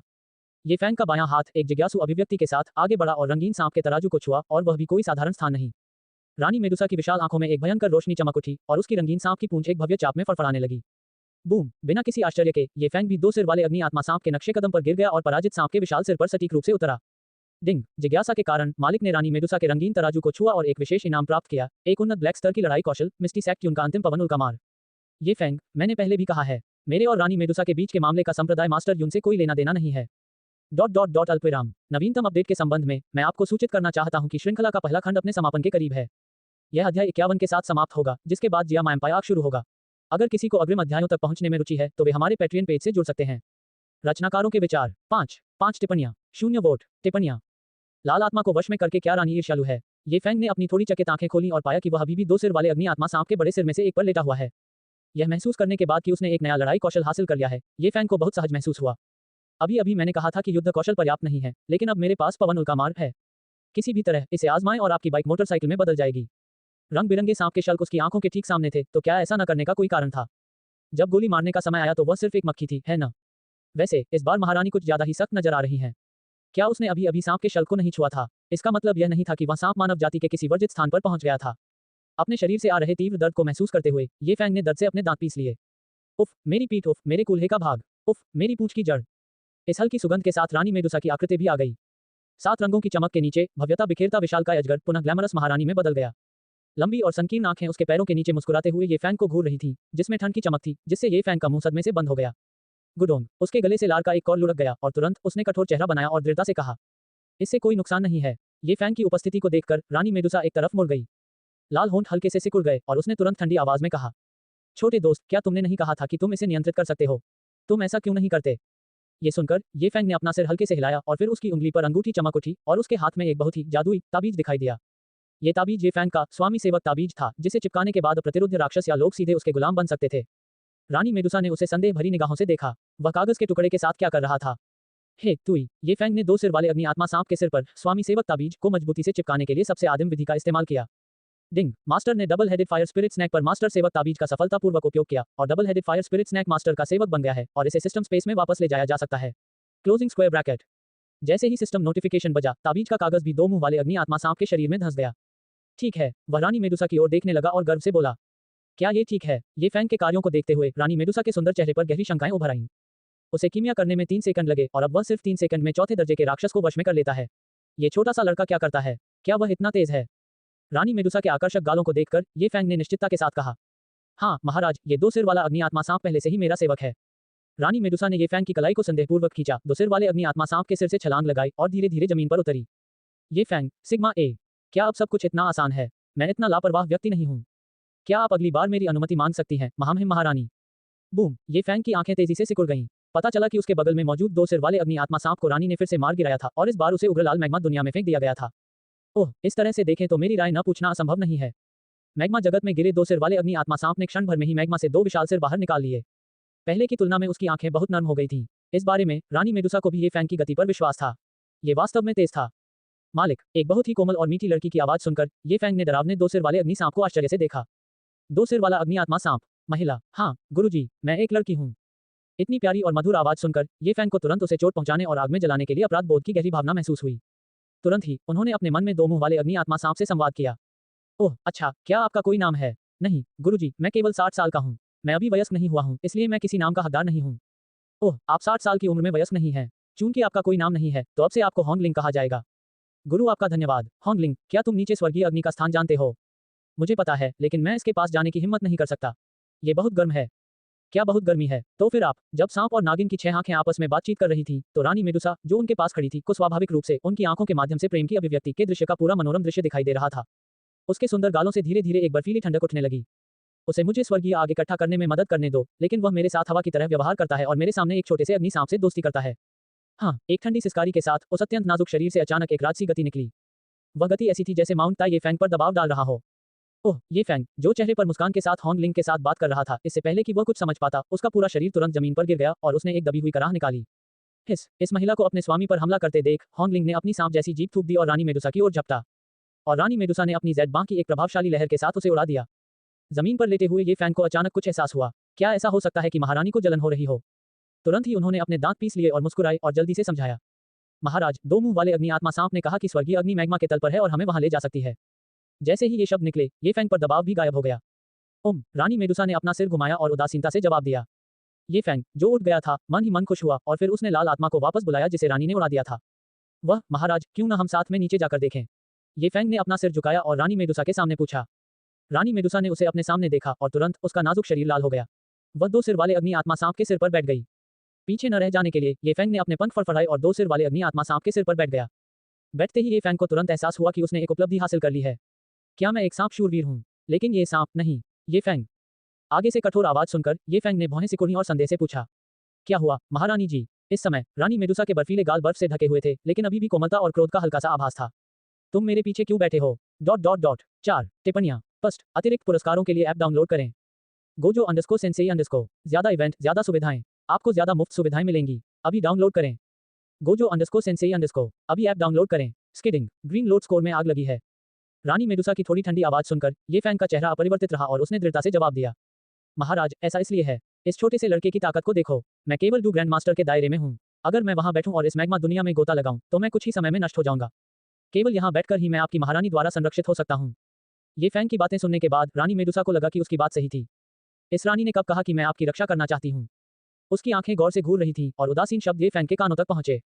ये सुनकर वह अचंभित रह गया। क्या वह उसकी रक्षा नहीं करने वाली थी? फिर यदि वह अग्निसागर में गिर जाए तो क्या वह क्षण भर में लुप्त नहीं हो जाएगा? ये फैंग की शर्मिंदगी को देखते हुए रानी मेडुसा ने हल्के से अपने लाल होठों को दबाया और धमकी जारी की। मैं तुम्हें यहाँ बैठने की अनुमति दे सकता हूँ, लेकिन अगर तुमने इधर उधर हिलने की हिम्मत की तो मैं तुम्हारी टांगें तोड़ दूंगा। मेरे पैर तोड़ दोगे? क्यों? घबराहट में ये फैंग ने जल्दी से अपना दाहिना हाथ बढ़ाया और वादा किया। महाराज, मैं वादा करता हूँ कि मैं कभी नहीं हिलूंगा। बहुत अच्छा, चलो आगे बढ़ें। ये फैंग के आदेश के जवाब में 2 सिर वाला अग्नि आत्मा सांप अचानक पलट गया और हवा में एक बड़ा चाप बनाकर मैग्मा दुनिया की ओर झपट्टा मारा। जैसे ही 2 सिर वाला अग्नि आत्मा सांप नीचे उतरा, रानी मेडुसा के नाजुक शरीर से एक लाल प्रकाश निकला, जिसने उसके और ये फैंग के चारों ओर एक सुरक्षा कवच बना दिया। तभी अचानक, जिस क्षण 2 मुंह वाला अग्नि आत्मा सांप मैग्मा दुनिया में डूबा, रानी मेडुसा ने एक नर्म क्रोधित सिसकारी भरी। ऐसा इसलिए हुआ क्योंकि उसे अचानक अपनी पीठ पर कुछ अटका हुआ महसूस हुआ। ये चीज, वह वास्तव में कोई चीज नहीं है। उस वस्तु ने आखिरी क्षण में न हिलने का वादा किया था, लेकिन अगले ही क्षण उसने अपना वादा तोड़ दिया। आगे बहुत ही बर्फीली ठंड और अपनी इंद्रियों से मिली राहत को महसूस करते हुए ये फैंग का माथा गर्म हो गया। उसने अपना सिर ऊंचा किया और अपनी बेगुनाही साबित करने के लिए अपने हाथ आगे बढ़ाए। ये फैंग का चेहरा पीला पड़ गया और वह कुछ इंच पीछे हट गया और व्यंग्यात्मक मुस्कान के साथ बोला। ओह महाराज, मैं वादा करता हूँ कि मैं कभी नहीं हिला। सच में, मैं इस पूरे समय नहीं हिला। ये 2 मुंह वाला अग्नि आत्मा सांप है जिसने बहुत तेजी से हमला किया। ये बस एक चूक थी, निश्चित रूप से एक चूक। हॉन्गलिंग, मास्टर, अगर मैं गायब हो गया तो यह निश्चित रूप से आपकी गलती होगी। हम्फ। रानी मेडुसा की अभिव्यक्ति ठंडी रही और उसने धीरे से अपनी पतली सफेद जेड भुजा को ऊपर उठाया, जिससे ये फैंग की गर्दन प्रत्याशा में सिकुड़ गई। हालांकि जब उसने सोचा कि वह फिर से उड़ जाएगा और मैग्मा द्वारा पिघला दिया जाएगा, तो जेड हाथ एक बार फिर धीरे से नीचे उतर आया। तुम छोटे कमीने अभी भी मेरे लिए उपयोगी हो। सफलतापूर्वक स्वर्गीय अग्नि प्राप्त करने के बाद मैं तुम्हारे और तुम्हारे छोटे अग्नि सांप से निपटूंगा। ऐसा कहने के बाद रानी मेडुसा ने अपनी भुजाएं लहराई और गुस्से से अपना सिर दूसरी ओर घुमा लिया। ये फैंग, और जब रानी मेडुसा पलटी तो उसके नाजुक गाल पर एक हल्की लाली थी जो किसी का ध्यान नहीं गई। डिंग, मालिक फिसल गया और रानी मेडुसा से टकरा गया क्योंकि दो सिर वाले अग्नि आत्मा सांप ने बहुत जोर से हमला किया और उसे साइने ने नाम मिला उन्नत पीले स्तर का लड़ाई कौशल टाइडल फिंगर। और जियामा साम्राज्य में सबसे कीमती और शानदार महिलाओं की ऊंची एड़ी की एक जोड़ी। जूते तो बहुत अच्छे थे, लेकिन पीले रैंक के उच्च स्तरीय युद्ध कौशल काफी निम्न स्तर के लग रहे थे, है ना? ज्वारीय उंगली, पीले रंग की रैंक का एक उन्नत जल विशेषता लड़ाई कौशल। मास्टर इस लड़ाई कौशल का उपयोग लंबी दूरी की जल किरण हमला करने के लिए कर सकता है और हमले की विशिष्ट शक्ति मास्टर की अपनी क्षमताओं पर निर्भर करती है। कुआं, कोष्टक प्रश्नवाचक चिन्ह कोष्टक। स्थानीय सांप हॉन्गलिंग के नेतृत्व में ये फैंग और रानी मेडुसा मैग्मा दुनिया के तल की ओर तेजी से आगे बढ़े। इस प्रक्रिया के दौरान कोई अन्य दुर्घटना नहीं घटी, क्योंकि एक और दुर्घटना निश्चित रूप से मृत्यु का कारण बनेगी। वह अपने सामने खड़ी सुंदर आकृति को देखता रहा, अपने आप को बहुत संयमित करता रहा और मैग्मा जगत की ओर इशारा करता रहा। लगभग आधे घंटे तक गोता लगाने के बाद उन्हें अंततः एक नीले पन्ने जैसी रोशनी दिखाई दी। दूर से देखने पर वह किरण कमल के फूल जैसी दिखती थी, लेकिन वह कमल का फूल वास्तव में एक विचित्र स्थान था। बाहर की ओर घूमते हुए कोई भी स्पष्ट रूप से अंदर टिमटिमाती हुई एक लौ को देख सकता था, जो धड़कते हुए दिल जैसी थी। जब दो सिर वाला अग्नि आत्मा सांप एक निश्चित स्थान पर पहुंच गया तो उसने आगे बढ़ने का साहस नहीं किया। तभी रानी मेडुसा अचानक खड़ी हो गई और बिना उनकी अनुमति के ये फैंग को अंदर खींच लिया। स्वर्गीय आग, उसकी सुंदर आंखें सामने जलती हुई छोटी छोटी लपटों के समूह पर टिकी थी, जो प्रसन्नता से चमक रही थी। उसके लिए स्वर्गीय आग दो चरम सीमाओं का प्रतीक थी, विकास और विनाश। स्वर्गीय ज्वालाओं की सूची में 19वें स्थान पर आने वाली हरी कमल कोर ज्वाला पृथ्वी के भीतर गहराई में जन्म लेती है, 10 वर्षों में आत्मा बन जाती है, 100 वर्षों में आकार लेती है तथा 1000 वर्षों में कमल के रूप में खिलती है। परिपक्व होने पर कमल हरे रंग की आग के एक समूह को जन्म देता है, जिसे ग्रीन लोड्स फायर के नाम से जाना जाता है। महाराज, हम वास्तव में भाग्यशाली हैं। ये ग्रीन लोड्स कोर फ्लेम पहले ही परिपक्वता तक पहुंच चुकी है और इसे एकत्र किया जा सकता है। ये फैंग अपने सामने जलती हुई छोटी सी लौ को देख रहा था, बोलते समय वह उत्साह से भर गया। ये सुनकर रानी मेडुसा उसकी ओर देखने लगी, उसकी सुंदर आंखें चमक रही थीं। सचमुच, ये छोटा लड़का स्वर्गीय आग के बारे में बहुत कुछ जानता था। हाँ, छोटे दोस्त, क्या तुम जानते हो कि इसे कैसे इकट्ठा किया जाता है? महारानी के प्रश्न का सामना करते हुए ये फैंग ने एक पल के लिए विचार किया। मूल पुस्तक में यह उल्लेख नहीं किया गया था कि ग्रीन लोड्स कोर फ्लेम को कैसे एकत्रित किया जाए। हालांकि ये देखते हुए कि जियोयान ने बाद में मेडुसा किंग सिटी से ग्रीन लोड्स कोर फ्लेम प्राप्त किया, ये स्पष्ट था कि लोड्स इसमें शामिल था। Magma world green loads core flame के लिए एक घर के रूप में कार्य करता था। सरल शब्दों में कहें तो यह मुर्गी और उसके बाड़े के बीच के रिश्ते जैसा था। यदि कोई मुर्गी घर में न घुसे तो मुर्गियां भाग नहीं पाएंगी। इस बात को ध्यान में रखते हुए ये फैंग ने रानी मेडुसा से गंभीरतापूर्वक कहा, महाराज, चूंकि ग्रीन लोड्स कोर फ्लेम का जन्म मैग्मा दुनिया में हुआ था, इसलिए यह आसानी से बच नहीं पाएगा। हमें केवल एक शुद्ध जेड चाकू से इसके तने को काटना होगा और हम इसे दूर ले जा सकते हैं। बोलते समय उसने अपनी अंगूठी से एक क्रिस्टल सा साफ जेड चाकू निकाला। हम छोटे दोस्त, तुम अच्छी तरह से तैयार हो। अपनी खूबसूरत आंखों की चमक के साथ रानी मेडुसा ने तुरंत अपने जेड हाथ में जेड चाकू पकड़ लिया। वह थोड़ी गंभीरता के साथ बोली, लेकिन जब मैं आगे बढ़ूंगा तो यह अग्नि निश्चित रूप से उग्र रूप से संघर्ष करेगी। आपको ये स्थान नहीं छोड़ना चाहिए। जैसे ही उसका जेड हाथ नीचे उतरा, एक लाल चमक ने ये फैंग के शरीर को ढक लिया, उसे झुलसती लपटों से बचा लिया। रानी मेडुसा की रंग बिरंगी सांप जैसी पूंछ भी फड़फड़ाने लगी और उसका नाजुक शरीर विशाल नीले कमल के तने की ओर दौड़ पड़ा। जैसे जैसे वह निकट आई, कमल के फूल पर नीली लपटें और अधिक आक्रामक हो गईं तथा नीली अग्नि आत्मा में परिवर्तित हो गईं, जिसने रानी मेडुसा पर हमला कर दिया। अग्नि आत्मा का रूप उसकी कल्पना से भिन्न था। उसने लाल रंग के सांप के समान दो मुंह वाले अग्नि आत्मा सांप का रूप धारण कर लिया था। ... 2 टिप्पणियां। स्वर्गीय अग्नि एकत्रित करते समय रानी में आत्मिक ऊर्जा की कमी हो जाती है। ग्रीन लोड्स कोर फायर की अग्नि आत्मा एक दो सिर वाली अग्नि आत्मा सांप के रूप में प्रकट होती है। ये फैंग इस रहस्योद्घाटन से बहुत आश्चर्यचकित नहीं था। आखिरकार अलग थलग पड़ी आग ने इस मैग्मा दुनिया में कभी अन्य प्राणियों का सामना नहीं किया था, इसलिए इसका परिवर्तन स्वाभाविक रूप से एक लाल आत्मा के रूप में हुआ। दो विशाल सांपों ने रानी मेडुसा की ओर भयंकर रूप से प्रहार किया। रानी मेडुसा का शरीर तुरंत राजसी युद्ध ऊर्जा से भर गया और उसने तुरंत अपना जेड चाकू म्यान में रख लिया। दोनों हाथों में संघनित युद्ध ऊर्जा के साथ उसने तेजी से दो लाल प्रकाश ब्लेड बनाए और सियान अग्नि आत्मा के साथ एक भयंकर युद्ध में शामिल हो गई। शीर्ष पर ये फैंग की अभिव्यक्ति बहुत गंभीर थी। वह रानी मेडुसा के निर्देशानुसार स्थिर नहीं रहा। इस बार वह फिसला नहीं बल्कि वास्तव में अपने पैर हिलाए। रानी मेडुसा और अग्नि आत्मा के बीच युद्ध के परिणाम को जानते हुए उन्होंने समझा कि भले ही रानी मेडुसा विजयी हुई, लेकिन उसे गंभीर चोटें आएंगी। वह उसे चोट लगते नहीं देखना चाहता था, इसलिए वह चुपचाप उसके पास गया। उसकी नजरों के सामने एक बहुत बड़ा कमल का फूल खड़ा था। कमल के फूल में 8 पत्तियां थीं, जिनमें से हर एक क्रिस्टल की तरह साफ और प्राकृतिक थी। कमल के फूल के अंदर लगे कमल के बीजों के अलावा बीच में नीली लपटों की एक श्रृंखला उठ रही थी। ये वास्तव में ग्रीन लोड्स कोर फायर का मुख्य भाग था, जो उसके जैसे किसी व्यक्ति के लिए एक खजाना था, जो एक उत्कृष्ट साधक था। स्वाभाविक रूप से उसने कमल के तने को मोड़ने के लिए अपनी पतली भुजाओं का उपयोग नहीं किया। इसके बजाय उसने नीचे झुककर धीरे धीरे फूल के नीचे कमल के तने के पास जाने का विकल्प चुना। कमल का तना हरे पन्ने के समान स्वच्छ था और उससे भी अधिक आश्चर्यजनक बात यह थी कि वह आसपास की अग्नि ऊर्जा को अवशोषित कर रहा था। वह कमल के तने के पास अग्नि गुण ऊर्जा की शुद्धता को स्पष्ट रूप से महसूस कर सकता था। अगर उसके पास ऐसी चूषण शक्ति होती तो युद्ध ऊर्जा की उसकी साधना आसमान छू जाती। बेशक इसके लिए यह सुनिश्चित करना आवश्यक था कि वह अभिभूत न हो जाए। उसके दाहिने हाथ में स्वर्गीय अग्नि से परिष्कृत एक और जेड चाकू प्रकट हुआ। वह कमल के तने के और करीब आया तथा उस पर जोरदार प्रहार कर उसे एक ही बार में खत्म करने का इरादा किया। हालांकि जब वह कमल के तने से थोड़ी ही दूरी पर था तो विशाल नीले रंग के 2 सिर वाले अग्नि आत्मा सांप ने उसे देख लिया। उसके शरीर से नीले रंग की ज्वाला की लहर निकली जो उसकी ओर बढ़ रही थी। रानी मेडुसा ने स्वाभाविक रूप से अग्नि आत्मा को पीछे हटने की अनुमति नहीं दी। लाल रोशनी की चमक के साथ वह अग्नि आत्मा के सामने खड़ी हो गई। लेकिन अग्नि आत्मा का वर्तमान पागलपन रानी मेडुसा की उम्मीदों से कहीं अधिक था। सायन अग्नि आत्मा ने अपने 2 सिरों से उनमें से एक को दृढ़तापूर्वक विस्फोटित कर दिया, जिससे एक शक्तिशाली आघात तरंग उत्पन्न हुई जिसने रानी मेडुसा को बलपूर्वक पीछे धकेल दिया। इस अवसर का लाभ उठाते हुए सियान अग्नि आत्मा तुरंत ये फैंग की दिशा में दौड़ पड़ी। ये फैंग ने अपने पीछे भयानक गर्मी महसूस की और जल्दी से पीछे मुड़ा तो देखा कि विशाल मुंह अपने रास्ते में आने वाली हर चीज को निगल रहा था। उसके बाएं हाथ में लगी तलवार में आग लग गई और उसका हाथ थोड़ा पीछे हटा और ताकत जुटा ली। अत्यधिक पवन उल्का मार अग्नि ऊर्जा से भरपूर मैग्मा से भरे अंतरिक्ष में ये फैंग ने ब्लैक स्टर के उच्च स्तरीय वायु विशेषता युद्ध कौशल को उजागर किया और उन्हें फ्लेम ब्लेड रोहो को ढकने वाली 3000 लपटों के साथ संयोजित किया। इस हमले ने तुरंत ही पृथ्वी स्तरीय युद्ध कौशल के बराबर शक्ति प्रदर्शित की। उसकी भुजा से एक ड्रैगन की तरह दहाड़ निकली जो आगे बढ़ते हुए अग्नि आत्मा सांप से टकराने पर गूंज उठी। 3000 लपटों की ऊर्जा ने हमलावर अग्नि आत्मा को और भी अधिक उत्तेजित कर दिया। स्वर्गीय अग्नियां एक दूसरे को भस्म करने के रिश्ते में थीं। अपने क्षेत्र में उसी प्रकार की एक और इकाई को देखकर अग्नि आत्मा ने उत्साह से अपना विशाल मुंह खोला और ये फैंग के हमले से टकराने के लिए एक राजसी ज्वाला छोड़ी। बूम! इस ग्रीन लोड्स फायर स्पिरिट की तुलना में ये फैंग बहुत कमजोर था। ये रानी मेडुसा के खिलाफ लड़ने में सक्षम अस्तित्व था। जैसे ही सियान ज्वाला ने उसके हमले को नष्ट कर दिया और विशाल मुंह उसके पास आया, ये फैंग का चेहरा तुरंत पीला पड़ गया। ये खत्म हो गया, मैं असफल हो गया। जैसे ही विशाल मुंह उसे निगलने वाला था, अचानक उसके सामने एक लाल रोशनी प्रकट हुई। छोटे लड़के, क्या इस रानी ने तुम्हें हिलने से मना नहीं किया था? ठंडी आवाज आई और उसके चेहरे पर खुशी झलक उठी जब उसने अपने सामने मौजूद अविश्वसनीय रूप से सुंदर आकृति को देखा। उसके शरीर से निकलती दबंग आभा ने उसे तुरंत स्तब्ध कर दिया। रानी मेडुसा ने अपने हाथ आगे बढ़ाए और एक लाल मुखौटे में तब्दील हो गई जो नीली लपटों से बचा रहा था। ये फैंग ने उसके सुंदर और नाजुक शरीर की अत्यधिक प्रशंसा नहीं की, लेकिन उसकी निगाहें स्थिर रहीं, जबकि उसके पंख उसकी पीठ पर फड़फड़ा रहे थे, जो उसे कमल के तने की ओर अविचल रूप से आगे बढ़ा रहे थे। उसके हाथ में जेड रंग का चाकू एक सुंदर चाप बनाता हुआ तेजी से हरे कमल के तने को काट दिया। जैसे ही कमल का तना हरे कमल से अलग हुआ, आसपास का नीला प्रकाश कमजोर हो गया, धीरे धीरे एक भ्रम में बदल गया और अंततः पूरी तरह से गायब हो गया। इसके साथ ही रानी मेडुसा के साथ युद्ध में लगी अग्नि आत्मा भी मैग्मा दुनिया में धीरे धीरे विलुप्त हो गई। ये फैंग को हरे कमल के साथ अपनी ओर उड़ते देख रानी मेडुसा के चेहरे पर एक आकर्षक मुस्कान छा गई। हालांकि यह मुस्कान आसमान में एक उल्कापिंड की तरह टिमटिमा रही थी। और उस क्षण रानी मेडुसा पर लाल चमक ये फैंग की दृष्टि में थोड़ी फीकी पड़ गई। ये दृश्य देखकर उन्होंने तेजी से हाथ बढ़ाया और हरे कमल को अपने सिस्टम रिंग में रख दिया। उनके पंखों से एक तेज आवाज निकली और प्रकाश की एक चांदी की किरण तेजी से रानी मेडुसा के पास पहुंची, चिंता व्यक्त करते हुए। महाराज, क्या आप घायल हैं? नहीं, बस मुझ में आत्मिक ऊर्जा की कमी है। रानी मेडुसा के बर्फीले गाल थोड़े पीले दिखाई दे रहे थे जब वह उदासीनता से बोल रही थी। ये फैंग ने अपनी आंखें सिकोड़ ली, क्या उसमें लड़ने की भावना की कमी थी?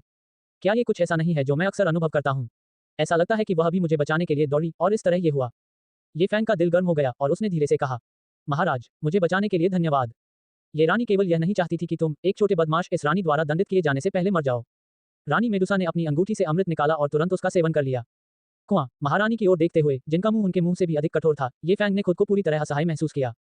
यद्यपि रिकवरी गोली लेने के बाद उसकी त्वचा में थोड़ा सुधार हुआ, लेकिन उसके जैसी क्षमता वाले व्यक्ति के लिए यह एक बूंद के समान था। छोटे दोस्त, मुझ में अब युद्ध ऊर्जा की कमी हो रही है। तुम और मुझे बचाने वाला ऊर्जा कवच इस मैग्मा दुनिया में केवल 15 मिनट ही टिकेगा। केवल 15 मिनट, ये फैंग अचानक चिल्लाया। उन्होंने 2 मुंह वाले अग्नि आत्मा सांप पर सवार होकर उसकी गति पर भरोसा किया था और इस स्थान तक गोता लगाने में उन्हें आधा घंटा लगा था। ये 15 मिनट उनके लिए इस मैग्मा दुनिया से भागने के लिए पर्याप्त नहीं थे। रानी मेडुसा की पतली उंगलियां चमक उठी और एक छोटी सी जेड बोतल सामने आ गई। फिर उसने उसे ये फैंग को थमा दिया। इस रानी के पास आइस स्प्रिंग की एक बोतल है, इस पर भरोसा करो जबकि तुम 2 सिर वाले अग्नि आत्मा सांप के साथ प्रस्थान करो। बर्फ आत्मा ठंडा वसंत, आपका क्या कहना है महारानी?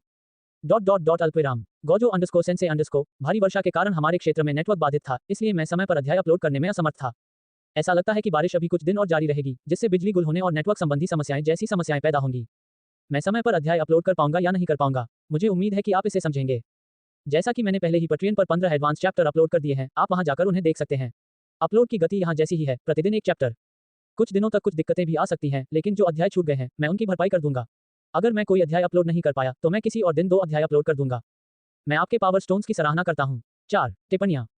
महामहिम महारानी, अपना मुंह खोलो। ये फैंग का सवाल सुनकर रानी मेडुसा ने ठंडे स्वर में कहा, इस रानी के पास बाहर निकलने का अपना रास्ता है, इसकी चिंता मत करो।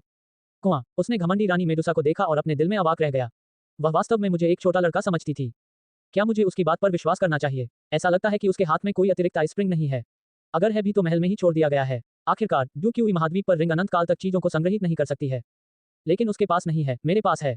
सिस्टम ने मुझे 50 बैरल बर्फ का इनाम दिया है, जो अब हमारी जान बचाने के लिए पर्याप्त से अधिक है। महाराज, वास्तव में मैं, इससे पहले कि वह कुछ बोल पाता, लाल आत्मा, जो बाहर निकलने से डर रही थी, नीली रोशनी के लुप्त होने के बाद तेजी से उसके पास आ गई।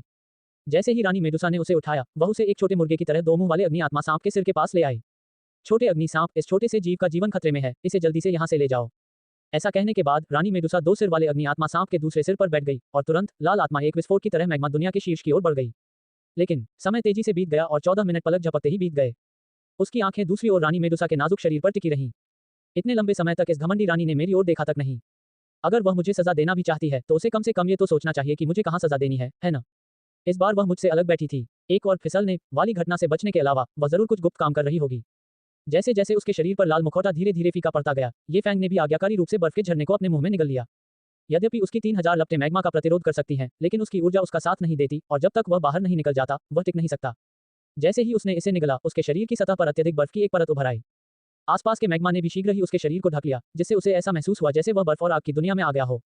लेकिन ये फैंग, जो बहुत असहज था, खुद पर ध्यान नहीं दे रहा था, बल्कि दूसरी तरफ रानी मेडुसा पर ध्यान दे रहा था। जिस क्षण रानी मेडुसा के शरीर पर लगा लाल मुखौटा गायब हुआ, उसके नाजुक शरीर से एक चमकदार रंगीन रोशनी फूट पड़ी। इस चमक के कारण ये फैंग अपनी आंखें खोलने में असमर्थ हो गया। चमक के खत्म होने के बाद ये फैंग ने एक विशालकाय बोआ कंस्ट्रिक्टर देखा। यह एक विशालकाय बैंगनी सांप था जिसका आकार लगभग 10 फुट था तथा इसके शरीर के नीचे रंग बिरंगे शिल्कों के धब्बे थे जो इसे एक सुंदर और शानदार आभा प्रदान कर रहे थे। उन बैंगनी सांप जैसी पुतलियों में कोई क्रूर रूप नहीं था, बल्कि दृढ़ता और उदासीनता थी। ये वास्तव में रानी मेडुसा अब जियो ज्वाला सांप का मुख्य शरीर था। जिस क्षण वह अपने मुख्य शरीर में रूपांतरित हुई, आसपास के मैग्मा ने तुरंत उसके शरीर को घेर लिया। ये फैंग स्पष्ट रूप से देख सकता था कि 3000 लपटों का उपयोग करते हुए उस समय बैंगनी विशाल सांप की पुतलियां थोड़ी सिकुड़ रही थीं। जब मैग्मा ने तराजू को छुआ तो जी जी की भयानक आवाज आई। इससे ये सिद्ध हो गया कि रानी मेडुसा, जिसका शरीर ठंडा था, के तराजू मैग्मा का प्रतिरोध नहीं कर सकते थे। इस समय उसे अंततः समझ में आया कि रानी मेडुसा किस बारे में बात कर रही थी। यह अभिमानी रानी अपने शरीर के बल पर ही बाहर निकलने का प्रयास कर रही थी। भले ही वह शक्तिशाली रानी मेडुसा थी, लेकिन अगर उसने इस मैग्मा दुनिया से बाहर निकलने की कोशिश की तो वह निश्चित रूप से गंभीर रूप से घायल हो जाएगी। ये दृश्य देखकर ये फैंग के दिल में दर्द महसूस हुआ। सबसे कठिन चीज जो चुकानी है वह है दयालुता, चाहे रानी मेडुसा ने उसे किसी भी चीज के लिए बचाया हो। उसे जीवन भर इस दोस्ती की रक्षा करनी होगी। ये धीमी गति थी, लेकिन वास्तव में ये सिर्फ एक क्षण था। उसकी आंखें चमक उठीं और उसने तुरंत अपने शरीर में उपस्थित आत्मिक ऊर्जा का प्रयोग किया। उसने अपनी उंगलियां फैलाईं और अचानक अपनी नई अर्जित जादुई जल विशेषता वाली युद्ध कौशल का उपयोग किया। ज्वार उंगली, यद्यपि टाइट फिंगर पीले रंग की श्रेणी का एक युद्ध कौशल था, इसे इसके स्वामी द्वारा नियंत्रित किया जा सकता था तथा यह नियंत्रणीय शक्ति के साथ जल किरणें उत्सर्जित करता था। शश, ये फैंग ने अंगूठी पहने हुए अपनी तर्जनी उंगली को फैलाया और अपनी उंगली से एक जादुई जलरेखा छोड़ी। ये जल किरण साधारण जल नहीं था, बल्कि उसकी अंगूठी में संग्रहित बर्फ का झरना था। गर्म मैग्मा की इस भयावह दुनिया में वह अपने युद्ध कौशल का उपयोग केवल रानी मेडुसा तक बर्फ का झरना पहुंचाने के लिए ही कर सकता था। जब बर्फ का झरना विशाल बैंगनी सांप के सिर के संपर्क में आया तो वह क्रिस्टल सा साफ बर्फ के क्रिस्टल की एक परत से ढक गया। सिर पर अचानक बर्फीली ठंडक और ताजगी के एहसास ने विशाल सांप की पुतली को ये फैंग की दिशा में उत्सुकता से देखने पर मजबूर कर दिया। इस छोटे से लड़के के पास वास्तव में बर्फ का झरना है। ये फैंग के हाथ से निकले क्रिस्टल क्लियर बर्फीले ठंडे झरने को देखकर रानी मेडुसा ने आश्चर्य में सोचा, लेकिन क्यों? वह मेरे सिर की ओर क्यों इशारा कर रहा है? अविचल अज्ञानी बैंगनी विशालकाय सांप को देखकर ये फैंग के माथे पर ठंडा पसीना आ गया। अपने शरीर में लड़ने की भावना की कमी महसूस करते हुए उसने बर्फ और मैग्मा द्वारा लाए गए दोहरे दर्द को सहन किया और चिंतित होकर चिल्लाया, महाराज, अपना मुंह खोलो, मैं अब और नहीं रुक सकता। अचानक एक चिंताजनक चीख निकली और रानी मेडुसा ने अवचेतन रूप से अपना बड़ा मुंह खोल दिया। अल्पविराम अल्पविराम अल्पविराम अल्पविराम अल्पविराम। अपने पूरे शरीर में बर्फीले आराम को महसूस करते हुए विशाल सांप ने तुरंत चमकदार 7 रंग की चमक बिखेरी और फिर ग्लैमरस और मोहक सांप मानव रूप धारण कर लिया। रानी मेडुसा को ठीक होते देख ये फैंग खुशी से मुस्कुराया, लेकिन उसकी चेतना भी धुंधली हो गई और वह 2 सिर वाले अग्नि आत्मा सांप के सिर पर गिर गया। रानी मेडुसा, जो ठीक हो गई थी, ने पाया कि ये फैंग 2 सिर वाले अग्नि आत्मा सांप के सिर पर गिर गया था। उसकी आकृति चमक उठी और वह बेहोश ये फैंग के पास दिखाई दी। ये फैंग के सिर को विदेशी प्रलोभनों से भरी खूबसूरत सांप की पूंछ पर धीरे से रखते हुए मेडुसा के सफेद जैद हाथ ने उसके मुंह में अमृत डाल दिया। उसके पतले हाथ ने फिर ये फैंग के सुंदर गाल को छुआ। उसका चेहरा अहंकार से भरा हुआ था जब उसने कहा, छोटे आदमी, तुमने इस रानी को बचा लिया। भले ही इस बार तुम्हारे गुण और दोष बराबर हों, लेकिन ये रानी तुम्हारी पिछली गलतियों की परवाह नहीं करेगी। ये फैंग, जो बेहोश था, स्वाभाविक रूप से नहीं जानता था कि उसे किस तरह का आरामदायक उपचार मिल रहा था। मैग्मा जगत में एक विशाल 2 सिर वाला अग्नि आत्मा सांप तेजी से आया और उसके सिर पर एक सुंदर स्त्री एक पुरुष को गले लगा रही थी। नीचे मैग्मा फिर से असीम मौन में डूब गया जब वे चले गए। विशाल रेगिस्तान में 3 लोगों ने पहले ही जमीन से निकलती हिंसक ऊर्जा को महसूस किया था और उनके पीछे एक जोड़ी जादुई पंख थे। वे 3 दूर राजा थे जिन्हें पहले हाई बोडोंग ने हराया था। जब वे तीनों दौड़कर नीचे पहुंचे और 1 मीटर आकार का छेद देखा तो उन्हें सुखद आश्चर्य हुआ। क्या ये शेष ऊर्जा डू ग्रैंड मास्टर की है? क्या शक्तिशाली अग्नि विशेषता क्षमता है? इसके अंदर क्या हो सकता है? अंदर चाहे जो भी हो, ये ग्रैंड मास्टर जो इस तरह का रास्ता खोल सकता है वह अपने आप में एक खजाना है। हे। टिप्पणियां। कमजोर रानी, 3 लड़ाकू राजाओं का हमला। तीनों डू किंग्स ने एक दूसरे को देखा और तुरंत छेद के माध्यम से प्रवेश किया। उस समय मैग्मा दुनिया में रानी मेडुसा बेहोश ये फैंग को पकड़े हुए थी और मैग्मा महासागर के बगल में पत्थर के मंच पर पहुंची थी। दोनों की युद्ध ऊर्जा समाप्त हो चुकी थी, इसलिए जाने से पहले उन्हें यहाँ कुछ देर आराम करने की आवश्यकता थी। जहां तक 2 मुंह वाले अग्नि आत्मा सांप लाल आत्मा का प्रश्न है, वह अपने स्वामी के साथ वफादारी से रहा। जब ये फैंग ने उसे स्वामी सेवक वाला ताबीज पहना दिया तो सांप उसका हो गया। इस स्थान पर मैग्मा से कभी कभार निकलने वाले बुलबुलों के अलावा सब कुछ शांत था। लेकिन अचानक ये सन्नाटा टूट गया। रानी मेडुसा की लंबी संकीर्ण आंखें उस मार्ग को घूरते हुए जम गईं जिससे वे आए थे। वहां पर 3 डू किंग पावर हाउस एक साथ मार्ग से निकले थे। मुझे टैगोर रेगिस्तान के नीचे ऐसे शानदार दृश्य की उम्मीद नहीं थी। यहाँ पर जो उग्र अग्निगुणित ऊर्जा है, यदि कोई प्रबल अग्निगुणित उपयोगकर्ता इस स्थान पर साधना करता है तो उसकी गति में तेजी से वृद्धि होगी। हे, इस स्थान पर कोई दुर्लभ खजाना होना चाहिए। चलो इसकी खोज करते हैं। अचानक भारी भरकम शरीर वाले डूकिंग ने अचानक पीछे कदम बढ़ाया। उसकी आंखों में भय का भाव था जब उसका कांपता हुआ दाहिना हाथ एक विशेष स्थान की ओर इशारा कर रहा था और वह चिल्लाया, रुको, वो तो, तुम इतना हंगामा क्यों कर रहे हो? भाई यान, ये सही है, हम तीनों ही डू राजा हैं। ऐसा कहते हुए अन्य दो ने यान की उंगली द्वारा बताई गई दिशा में देखा। जब उन्होंने उस दिशा में एक बड़े सांप के पास एक सुंदर स्त्री को खड़ा देखा तो उनके चेहरे बदल गए और भय से उनके गले रुंध गए। सुंदरता, सुंदरता, रानी मेडुसा, तीनों ने आश्चर्य से कहा। जैसा कि कहा जाता है, किसी व्यक्ति का नाम लंबी छाया डाल सकता है। रानी मेडुसा की दुष्ट और आकर्षक प्रतिष्ठा ने आसपास के साम्राज्यों को डरा दिया था।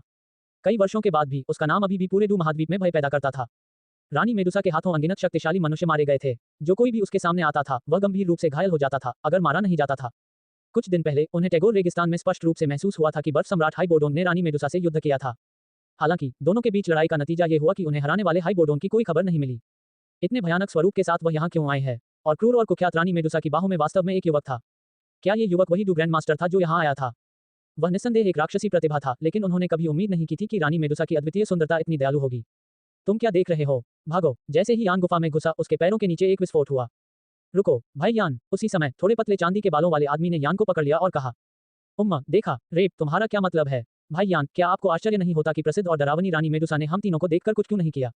रेब ने अपने चांदी जैसे बाल हिलाए और आंखों में चमक के साथ बोला, भाई रेब सही कह रहे हैं। रानी मेडुसा हमें भागने के लिए इतना समय नहीं देगी। वह बहुत कमजोर होगी।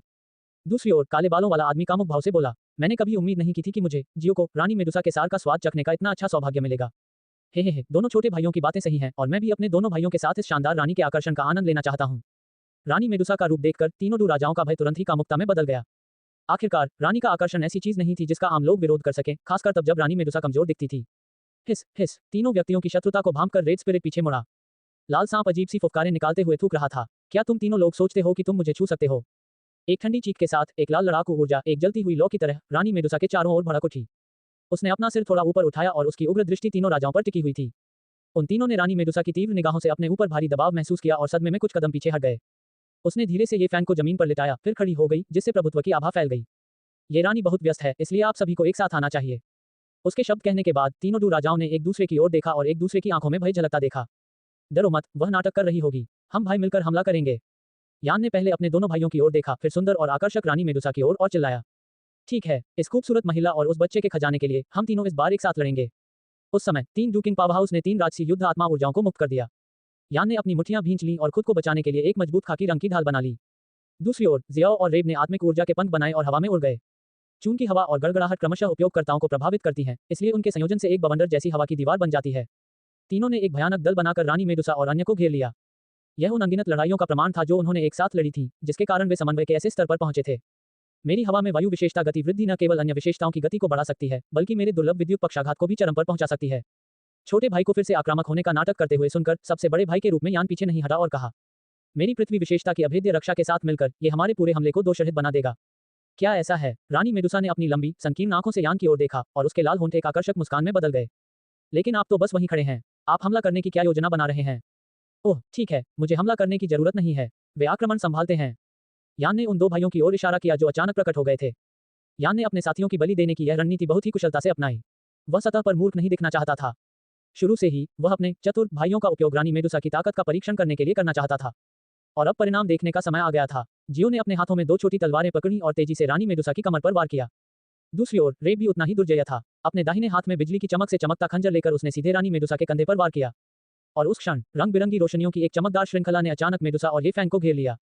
रानी मेडुसा ने कोमलता भरी आंखों से ये फैन को देखा और उसके सुंदर चेहरे पर मुस्कान आ गई। छोटे लड़के, मैंने कभी नहीं सोचा था कि एक दिन ऐसा आएगा जब मैं भी अपनी बहन जैसा ही काम करूंगा।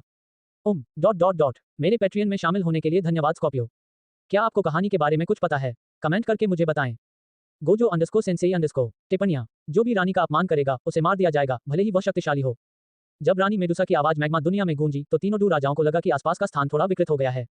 यह क्या है? जो भी हो, उसने अब तक कोई कदम नहीं उठाया है। ये लड़ाई का अंत होना चाहिए। चलो साथ साथ चलते हैं। जैसे ही दोनों भाई हमला करने के लिए आगे बढ़े, अचानक रानी मेडुसा की कलाई पर एक शक्तिशाली हथेली प्रकट हुई। अपनी कलाई पर तापमान महसूस करते हुए रानी मेडुसा उसी क्षण अचेत हो गई। महाराज, ये तीन डू राजा आपके समय के लायक नहीं है, इन्हें मेरे पास छोड़ दीजिए। ये धीमे शब्द सुनाई दिए और वह अपने सामने खड़े युवक के चेहरे को घूरने लगी। किसी कारण से उस क्षण उसे वास्तव में महसूस हुआ कि इस युवक ने उसे सुरक्षा की एक विशेष भावना दी है। छोटा लड़का जाग रहा है। वह कब जागा? क्या ऐसा हो सकता है? ये छोटा सा लड़का बेहोश होने का नाटक कर रहा है। हम ठीक होने के बाद मुझे उसे उचित दंड देना होगा। लेकिन किसी के द्वारा संरक्षित होने की यह भावना काफी। तो फिर मुझे उसे अच्छी सजा देनी चाहिए। उस नाजुक गाल पर, शायद इसलिए क्योंकि इस समय मैग्मा की दुनिया बहुत गर्म है, आड़ू जैसी लालिमा का स्पर्श है। बूम! ये फैंग के शरीर से अचानक एक अत्यंत शक्तिशाली आभा फूट पड़ी। 3000 लपटें अस्वीकृति। बहता हुआ ब्लेड रोहो अचानक उसके हाथ में प्रकट हुआ और एक तेज झटके के साथ बैंगनी काले रंग की लौ की एक राजसी लहर ने तुरंत दोनों तरफ से हमला करने वाले 2 लोगों को नीचे गिरा दिया। इस हमले के तहत जियाओ और रेब के मुंह के कोनों से खून टपक रहा था। उनके शरीर 2 बार हवा में लुढ़के और फिर एक घुटने पर जमीन पर गिरे। डू किंग, रानी मेडुसा के साथ साथ अन्य 3 लड़ाकू राजा शक्तिशाली लोग भी स्तब्ध रह गए। वह स्पष्टतः एक डू ग्रैंड मास्टर है, तो फिर उसकी ताकत अचानक एक डू राजा के स्तर तक कैसे पहुंच गई? ये स्वाभाविक रूप से ये फैंग के नए साइन इन इनाम के कारण है। डिंग, रानी मेडुसा को बचाने के लिए प्रतिशोध की कमी के कारण मालिक बेहोश हो गया और उसकी देखभाल उसकी बाहों में की गई और उसे एक साइन इन इनाम मिला।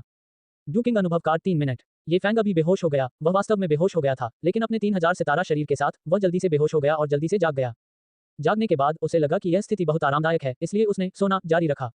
जब उन्हें लगा कि रानी मेडुसा अंतरिक्ष निषिद्ध तकनीक का उपयोग करने वाली है, तो उन्होंने अब और सोने का निर्णय नहीं लिया। ऐसा करना बहुत मजेदार होगा।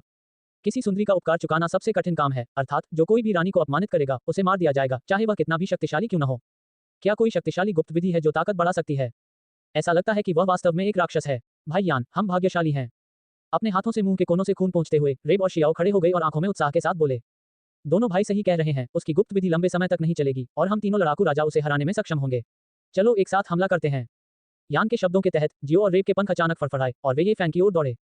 महाराज, मेरे पीछे खड़े हो जाइए। ये फैंग के शांत शब्दों में अदम्य शक्ति थी। इससे रानी मेडुसा के होठों के कोने एक मोहक चाप में फड़कने लगे। हा, तुम बहुत घमंडी हो। मैं देखना चाहता हूं कि तुम रानी की सुरक्षा कैसे करते हो। जियो पहले ही ये फैंग की आंखों के सामने आ चुका था और उसके हाथों में मौजूद पवन ब्लेड ने ये फैंग की गर्दन पर भयंकर वार किया। अपने दाहिने हाथ की एक लहर के साथ ये फैंग ने एक बहते ब्लेड रूहों के साथ उसके हमले को तुरंत रोक दिया। लेकिन अब ये रेब था जिसने अपने हाथ में थंडर आर्क डैगर के साथ हमला किया और सीधे ये फैंग की छाती पर वार किया। जवाब में ये फैंग ने एक ऐसा कदम उठाया जिसने सभी को चौंका दिया। उसने बचने की कोशिश भी नहीं की, बल्कि अपना बायां हाथ बढ़ाकर ऐसा चूषण बल पैदा किया कि रेब का शरीर 1 इंच दूर खींच गया। इस समय तक रेब के हाथ में खंजर पहले ही ये फैंग की छाती में घुस चुका था। हालांकि सभी को आश्चर्य हुआ कि ठंडा खंजर कभी भी ये फैंग के शरीर में नहीं घुसा। इसके बजाय वह किसी चीज से अवरुद्ध हो गया था और स्टील की तीखी आवाज आ रही थी। रेब के दृष्टिकोण में ये फैंग ने उसे देखकर मुस्कुराया और अचानक ये फैंग के बाएं हाथ से एक राजसी ज्वाला फूट पड़ी। फायर पाम के प्रभाव से रेब का शरीर तुरंत उड़ गया और लाल रक्त की एक धारा हवा में फैल गई। उसके शरीर से निकले खून की मात्रा को देखते हुए ऐसा लग रहा था कि वह गंभीर रूप से घायल हो गया होगा। बूम बूम, एक के बाद एक भयानक आवाजें गूंजने लगीं। रेब, जिसे अभी अभी ये फैंग ने उड़ा दिया था, को लाल आत्मा सांप की पूंछ से सहायता मिली जो दृश्य देख रहा था और उसे सीधे ज्वलंत मैग्मा दुनिया में वापस फेंक दिया गया। भाई रेब, जियो ने मुड़कर देखा और अचानक पीड़ा में चिल्लाया, हे, तुम्हें अपनी चिंता करनी चाहिए। रेत की मूर्ति। बहते हुए ब्लेडों के चारों ओर लिपटी 3000 लपटें उठी और जियाओ की भुजाओं को ढंक लिया। जियो स्वर्गीय आग की चिलचिलाती गर्मी का सामना नहीं कर सका। उसके हाथों में मौजूद दोहरी हवा की धारें तुरंत गिर गईं और हवा में दुख की चीख गूंज उठी। बिना किसी हिचकिचाहट के ये फैंग के बाएं हाथ ने एक छोटे बवंडर तूफान को संघनित किया और उसने इसे जियो के शरीर में मार दिया। शक्तिशाली रेत के तूफान की ऊर्जा ने एक पल में जियो के शरीर में मेरिडियन को तोड़ दिया, जिससे वह एक रेत की मूर्ति में बदल गया। अगले ही पल एक भयावह दृश्य सामने आया जब जियाओ का शरीर धीरे धीरे गर्म हवा के झोंके के साथ हवा में बह गया। अरे, ये बच्चा सचमुच बहुत शक्तिशाली है। यान, जो एक बड़ी ढाल पकड़े हुए था, ने अचानक अपना भाव बदल दिया। जैसी की उम्मीद थी वैसा ही हुआ जैसा उसने सोचा था। एक लड़का जो रानी मेडुसा से ऐसा व्यवहार प्राप्त कर सकता है, वह केवल डू ग्रैंड मास्टर कैसे हो सकता है? उसकी पीठ पर लगे पंख अचानक से सघन हो गए और अपने पैरों के नीचे एक जोरदार बल के साथ वह गलियारे की ओर दौड़ पड़ा। भाई यान, मुझे बचाओ। उस समय रेब, जो अभी अभी मैग्मा की दुनिया में गिरा था, पहले ही बाहर कूद पड़ा था और मदद के लिए पुकारने लगा था। लेकिन इससे पहले कि वह अपनी दलील पूरी कर पाता, उसके बगल में खड़ी लाल आत्मा ने अपनी बड़ी पूंछ हिलाकर रेब को वापस मैग्मा की दुनिया में भेज दिया। वह जो गंभीर रूप से घायल था, वह हॉन्ग लिंग का मुकाबला कैसे कर सकता था? और इस तरह वे के मोल दृश्य मैग्मा दुनिया में तब तक चलता रहा जब तक कि रेब को झुलसते मैग्मा ने निगल नहीं लिया। अपने भाई की मदद के लिए पुकार सुनकर यान के पास उस समय उसकी मदद करने का समय नहीं था। वह बिना पीछे देखे जल्दी से गलियारे में भाग गया। उसे बचाओ, मैं खुद को बचाने जा रहा हूं। थंडर बैट स्काईविंग और डूकिंग की ताकत ने एक अविश्वसनीय गति से ये फैंग को आगे बढ़ाया, जिससे एक गड़गड़ाहट की आवाज हुई। एक चांदी की बिजली चमकी और ये फैंग पहले से ही यान के सामने आ गया था। उसके हाथ में बहता हुआ ब्लेड पीछे हट गया और एक जबरदस्त वायु विशेषता ऊर्जा अचानक इकट्ठा हो गई। अत्यधिक पवन उल्का मार, एक शक्तिशाली स्पाइक जैसी ऊर्जा यान के शरीर की ओर बढ़ी। एक पृथ्वी गुण योद्धा के रूप में यान ने रक्षा में उत्कृष्टता हासिल की। उसने तुरंत अपनी कंक्रीट ढाल को सक्रिय किया, एक ब्लैक रैंक लड़ाई कौशल जो एक पहाड़ में बदल गया, जिसने ये फैंग के दृष्टिकोण को अवरुद्ध कर दिया। हम लड़के, चाहे तुम कितने भी ताकतवर हो, मेरी सुरक्षा को कोई भी भेद नहीं सकता। उसने ये फैंग की ओर देखा, जो बड़े आत्मविश्वास के साथ सीधे उस पर हमला कर रहा था। क्या ऐसा है? अगर ऐसा है तो क्या होगा? ये फैंग के हाथ में बहते ब्लेड के ऊपर छठे क्रम का पवन दानव को अचानक चमक उठा और ब्लेड की नोक पर एक राजसी ऊर्जा संघनित हो गई।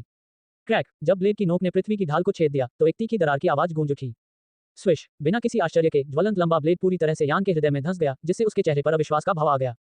सब कुछ राख हो जाए, बस ऐसे ही मर जाओ। ये फैंग की आवाज भयंकर द्वेष से भरी हुई थी, जो मैग्मा दुनिया में गूंज रही थी। Dot dot dot dot dot dot रचनाकारों के विचार, शून्य टिप्पणियां, शून्य वोट, शून्य टिप्पणियां। छोटे लड़के, तुम अभी भी कितने रहस्य छुपाते हो। ये फैंग के शब्दों के साथ ब्लेड पर काली और बैंगनी लपटें पहले से ही यान के शरीर को अंदर लपेट चुकी थी और अचानक एक अलग तरह की मांस की सुगंध बह निकली। ये फैंग ने जल्दी से बहते हुए ब्लेड को बाहर निकाला और फिर उसे बड़े करीने से म्यान में डाल दिया। सब कुछ इतना साफ और सुव्यवस्थित था, एक ही बार में हो गया। इस समय ये फैंग वास्तव में एक शब्द है, सुंदर, पाठकों के समान। यान के पास से धीरे धीरे आगे बढ़ते हुए जो जल रहा था, ये फैंग ने आश्चर्यचकित रानी मेडुसा को एक गर्व भरी मुस्कान दिखाई। महाराज, क्या आप मुझे अद्भुत समझते हैं। रानी मेडुसा ने ये फैंग को देखा जो अभी तक सुंदर और दबंग था और अब वह फिर से बड़ा लड़का बन गया है। उस आकर्षक गाल पर एक आकर्षक मुस्कान दिखाई दी। जब ये फैंग ने यह मुस्कान देखी तो उसका दिल तुरंत रानी पर कब्जा कर लिया गया। हालांकि इस समय उसका चेहरा अचानक पीला पड़ गया और उसके माथे पर ठंडा पसीना उसके सुंदर गालों से बहकर जमीन पर टपकने लगा।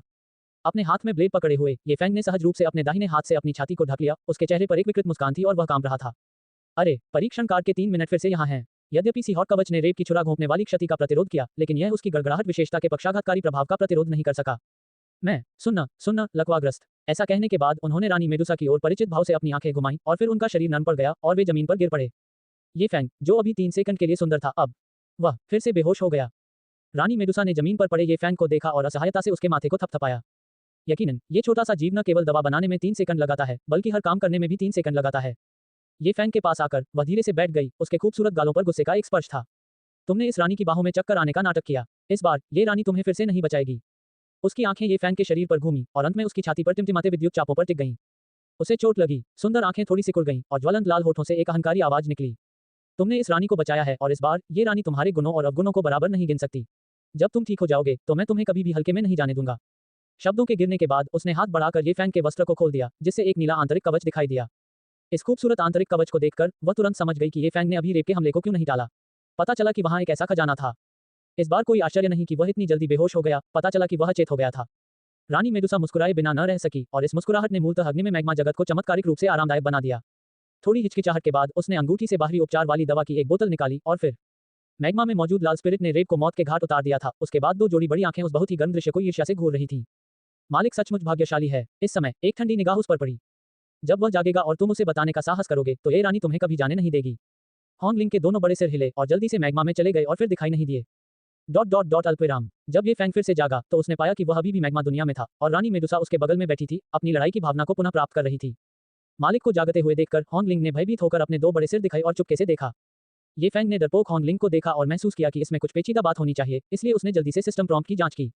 डिंग। मास्टर की छाती एक इलेक्ट्रिक आग द्वारा जला दी गई थी और रानी मेडुसा ने व्यक्तिगत रूप से आपके लिए दवा लागू की थी और आपको साइन इन करने के लिए एक इनाम मिलेगा, पृथ्वी स्तर के निम्न स्तरीय लड़ाई कौशल और एक तलवार। लानत है। जब ये फैंग ने सिस्टम प्रॉम्प्ट सुना तो वह चौंक गया और सुगंधित सांस छोड़ी। रानी मेडुसा स्वयं मेरे लिए दवा लिख रही हैं। क्या आपको यकीन है कि यह सच है? ये फैंग ने जब ये सिस्टम सुना तो उसे यकीन हो गया कि यह बिल्कुल सच है। रानी मेडुसा ने अपनी आंखें खोली, उसकी ओर देखा जो अचंभित था और उसके हृदय में कुछ महसूस हुआ। उसकी बर्फीली आंखें उस लाल आत्मा को घूर रही थी जो मैग्मा दुनिया से चुपके से ऊपर आ गई थी। हॉन्गलिंग इतनी भयभीत थी कि उसने जल्दी से अपने दोनों बड़े सिर हिलाए, ये व्यक्त करते हुए कि उसने वास्तव में कुछ नहीं कहा था। धीरे से खड़े होकर रानी मेडुसा ये फैंग के पास आई, जो अभी भी अचंभित था। उसकी आंखें जिज्ञासा से भरी थी। वह सोच रही थी कि वह क्या सोच रहा है। अचानक ये फैंग अपने होश में आया और रानी मेडुसा को पाया जो पास में ही थी और थोड़ी शर्मिंदगी के साथ कहा, महारानी, छोटे लड़के, तुम क्या सोच रहे हो? रानी मेडुसा ने ठंडी रोशनी बिखेरी और स्पष्ट रूप से पूछा। उन्होंने अपनी शर्मिंदगी छिपाने के लिए तुरंत हाथ हिलाया और कहा, ये कुछ भी नहीं है, मैंने बस महसूस किया कि मेरे शरीर में लड़ने की भावना बढ़ रही है और मेरी ताकत अनजाने में एक स्टार बढ़ गई है। क्या आपको यह महसूस नहीं होता, महामहिम रानी? बेशक मैं यह महसूस करता हूँ। हालांकि रानी मेडुसा ने अपनी लड़ाकू भावना को पुनः प्राप्त कर लिया था, लेकिन अभी उसका ध्यान उसी मामले पर था और उसने कभी भी ये फैंग की ताकत को विशेष रूप से महसूस नहीं किया। अब जब उसे कुछ देर के लिए ऐसा महसूस हुआ तो वह थोड़ा दोषी विवेक के साथ पीछे मुड़ी। अरे महाराज, क्या आपकी आत्मिक ऊर्जा पुनः प्राप्त हो गई है? खैर, अब मैं बहुत उत्सुक हूँ। तुम्हारे अंदर कितने रहस्य छुपे हैं, छोटे?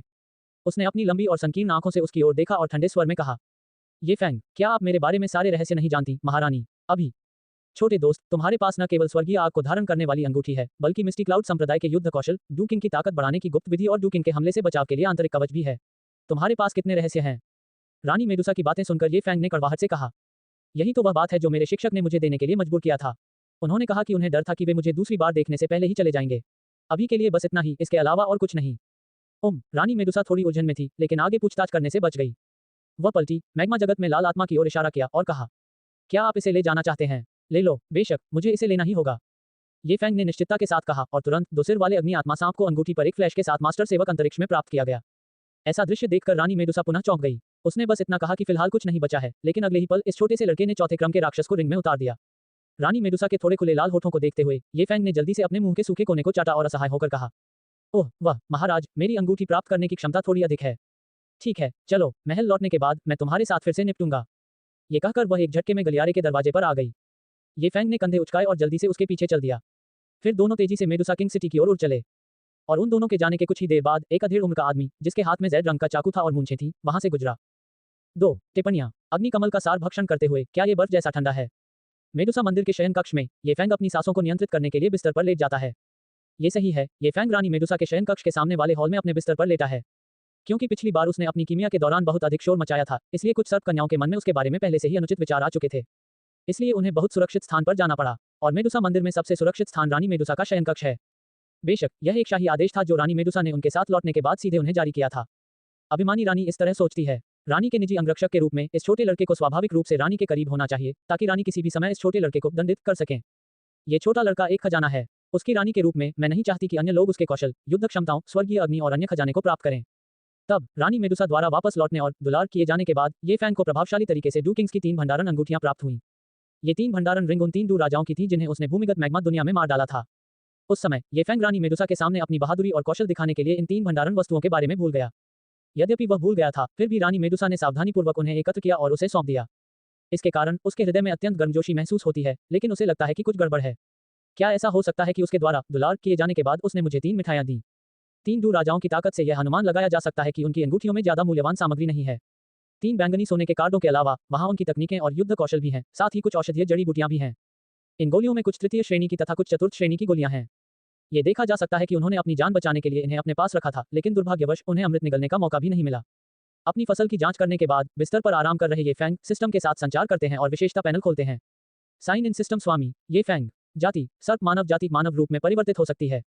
डू क्यूई साधना आधार 4 सितारा डू ग्रैंड मास्टर। साधना विधि आत्मा भक्षण कला ईश्वर स्तर। स्वर्गीय अग्नि 3000 लपटें। हथियार बहता ब्लेड रोहो 1T4 पवन विशेषता जादूकोर और 1T6 लकड़ी विशेषता जादूकोर के साथ जड़ा हुआ।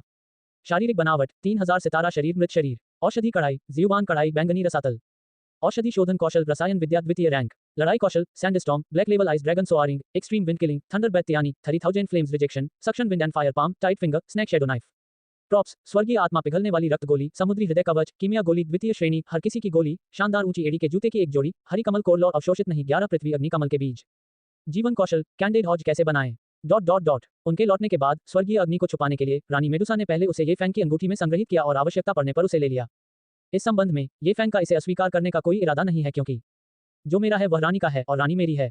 एक बार जब रानी मेडुसा स्वर्गीय अग्नि का उपयोग करके विकसित हो जाती है तो वह अपनी शक्ति बढ़ाने के लिए स्वर्गीय अग्नि को अवशोषित कर सकती है, लेकिन उससे पहले हरे कमल पर पृथ्वी अग्नि कमल बीज भी उसकी ताकत में सुधार कर सकता है। ये फैंग जो उसकी लड़ाकू भावना से असंतुष्ट है, बिना किसी हिचकिचाहट के एक पृथ्वी अग्नि कमल के बीज को निगल जाता है।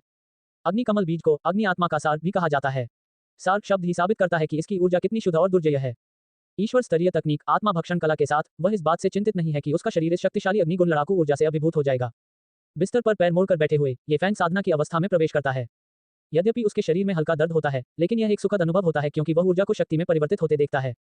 समय गुजर जाता है। पृथ्वी के केंद्र में एक कमल के बीच से सभी अग्निगुण ऊर्जा को अवशोषित करने के बाद ये फैंग की ताकत काफी बढ़ गई है।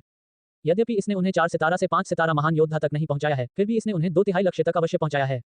तो बिना किसी हिचकिचाहट के ये फैंग ने इस बार उसके मुंह में 3 पूरे अग्नि कमल के बीज फेंक दिए। जैसे ही वह उन्हें निगलता है वह भौचक्का रह जाता है।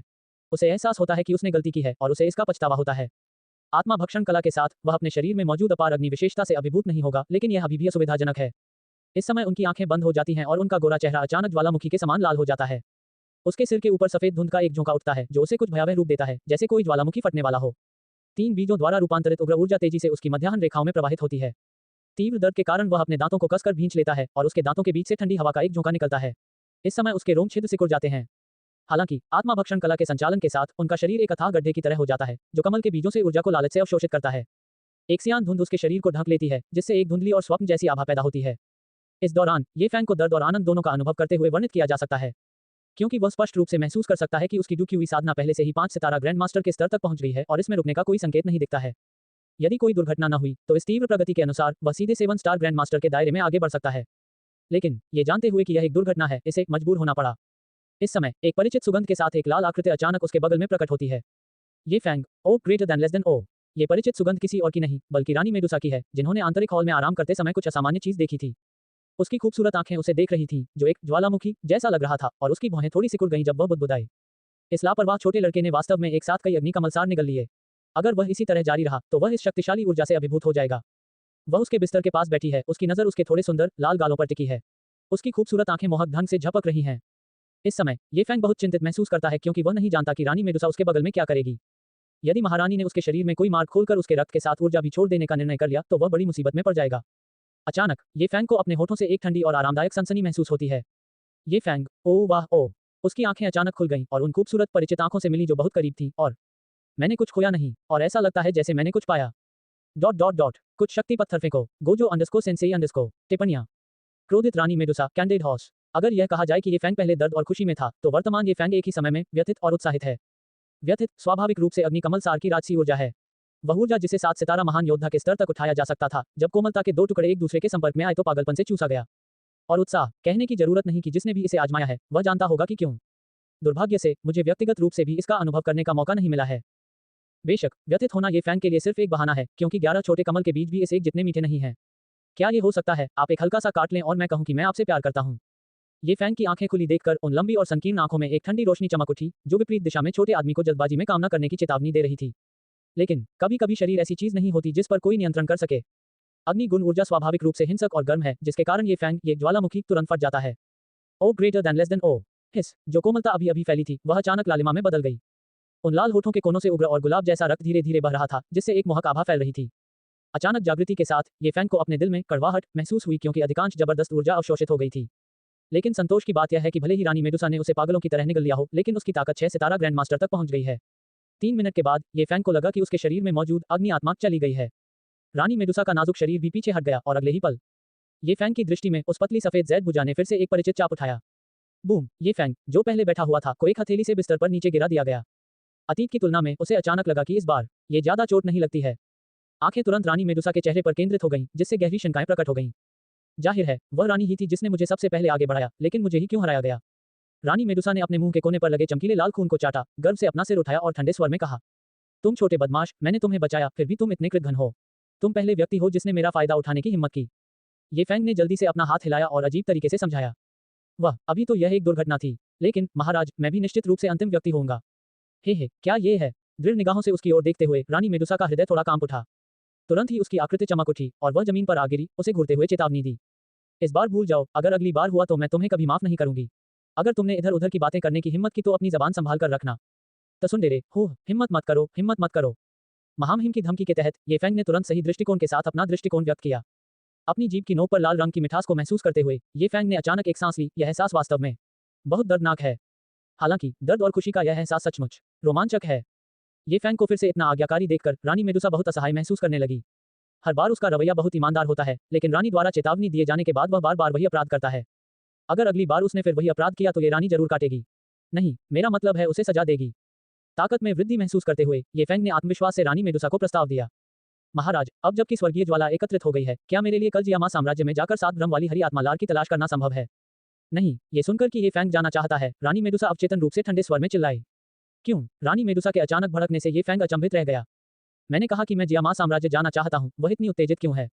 ये हो सकता है। ये फैंग की हैरान आंखों को घूरते हुए रानी मेडुसा थोड़ा असमंजस में थी। उसने अपने दाहिने हाथ से अपना चेहरा जकड़ लिया और कहा, उद्धरण चिन्ह dot dot dot green load score flame अभी भी आपके साथ है, मुझे आप पर भरोसा नहीं है। ओह, ये बात है। फिर ये फैंग ने सिस्टम स्पेस से ज्वाला निकाली, उसे सौंप दिया और कहा, महाराज, यहाँ ग्रीन लोड्स आपके साथ है, इसलिए मैं राहत महसूस कर रहा हूँ। ये फैंग के हाथों में हरे कमल और उस पर ज्वाला को देखकर उसके सुंदर गाल ठंडे हो गए और उसने अपने दांतों को भींच लिया। तुम्हें हरे कमल की जरूरत नहीं है, मेरे पास इसकी आभा को रोकने के लिए बर्फीला कमल है। अपने ज़ैद हाथ की एक लहर के साथ उसने तुरंत अपने हाथ में बर्फ के कमल मंच पर हरे कमल को लौ को स्थानांतरित कर दिया। ये बहुत बढ़िया होगा, महाराज, क्या मैं? ये फैंग ने ग्रीन लोड्स को सिस्टम स्पेस में रखा, सिर हिलाया। दृढ़ निश्चयी चेहरे से उसे देखते हुए रानी मेडुसा ने अपनी भुजाएं घूमी और गुस्से से चिल्लाते हुए आंतरिक हॉल की ओर चली गईं। यदि तुम जाना चाहते हो तो जितनी जल्दी हो सके निकल जाओ। बेहतर होगा कि तुम अभी मेरा महल छोड़ दो। रानी मेडुसा की अविश्वसनीय रूप से आकर्षक और क्रोधित पीठ को देखते हुए उन्होंने अपनी आंखें घुमाई और आज्ञाकारी ढंग से कहा, ठीक है, चूंकि महारानी ने मुझे भगा दिया है, इसलिए अभी भी देर नहीं हुई है।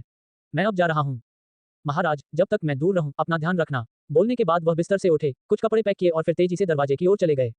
कदमों की धीमी होती आवाज सुनकर यह महसूस करते हुए कि ये फैंग वास्तव में चला गया था, मेडुसा रानी जल्दी से मुड़ी और पीछे हटते हुए आकृति को देखा। उसके दिल में एक अकथनीय खिंचाव महसूस हुआ। रुको, मेरे पास वापस आओ। एक राजसी शक्ति अचानक ज्वार की लहर की तरह ये फैंग की ओर बढ़ी, लेकिन जब वह उसके शरीर को छूने वाली थी तो वह धीरे धीरे विलुप्त हो गई।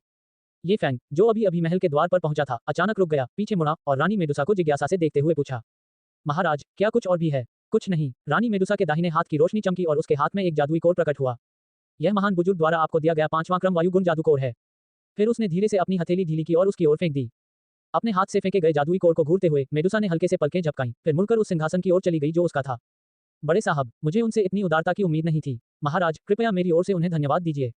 अपनी बात समाप्त करने के बाद वह थोड़ा झुका, फिर दोनों हाथों से दरवाजा खोला और बाहर चला गया। शांत हॉल में सुंदर और कुलीन रानी मेडुसा सिंहासन पर बैठी है, उसकी आंखें लुप्त होती आकृति को देख रही हैं। बहन, तुम सचमुच भाग्यशाली हो कि तुम्हें ऐसा आदमी मिला। एक पल के बाद महाराज एल्डर अल्केमिस्ट चले गए हैं। एक नौकरानी अंदर आए और धीमी आवाज में खबर दी। रानी मेडुसा ने मेज पर पड़े मोटे कागज को देखा, उसके सुंदर चेहरे पर गुस्सा साफ झलक रहा था। अच्छा हुआ, मैं उसे देख नहीं सकता। उम्मा, ठीक है। रानी की चिड़चिड़ी अवस्था देखकर सर्पकन्या जो कुछ कहना चाहती थी, थोड़ा असमंजस में पड़ गई।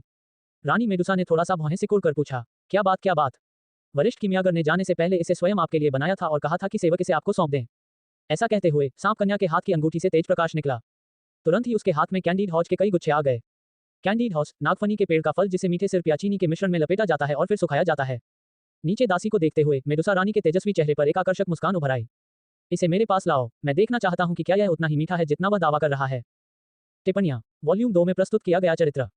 वॉल्यूम 1 के लिए बस इतना ही, अब वॉल्यूम 2 शुरू होता है। मुझे उम्मीद है कि आप सभी इसका आनंद लेंगे। निम्नलिखित पात्रों को वॉल्यूम 2 में पेश किया जाएगा। Jiyama empire arc. मैं नीचे दिए गए कुछ पात्रों की तस्वीर टिप्पणियों में संलग्न करूंगा। जहां तक कुछ राक्षसों का सवाल है, यह आपकी कल्पना पर निर्भर है। जियामा शाही परिवार। जियामा शाही परिवार जियामा साम्राज्य का आधिकारिक शासक है। 1. जिया जिंगतियान। 2. याओ ये। 3. युएर। नालन परिवार। नालन परिवार जियामा साम्राज्य के 3 सबसे बड़े परिवारों में से एक है। 1. नालन सू। 2. नालन जी। 3. नालन यानरान। मितिर परिवार। मितिर परिवार अपनी नीलामी के लिए प्रसिद्ध है। 1. टेंग शान। 2. याफेई। 3. हाइबोडोंग। म्यू कबीला। म्यू कबीला जियामा साम्राज्य के 3 सबसे मजबूत कुलों में से एक है। 1. Mu chain. 2. म्यू झान। मिस्टी क्लाउड संप्रदाय। मिस्टी क्लाउड संप्रदाय जियामा साम्राज्य में शीर्ष शक्तियों में से एक है। 1. युन युन। 2. गुहे, जिन्हें पिल्किंग गुहे के नाम से भी जाना जाता है।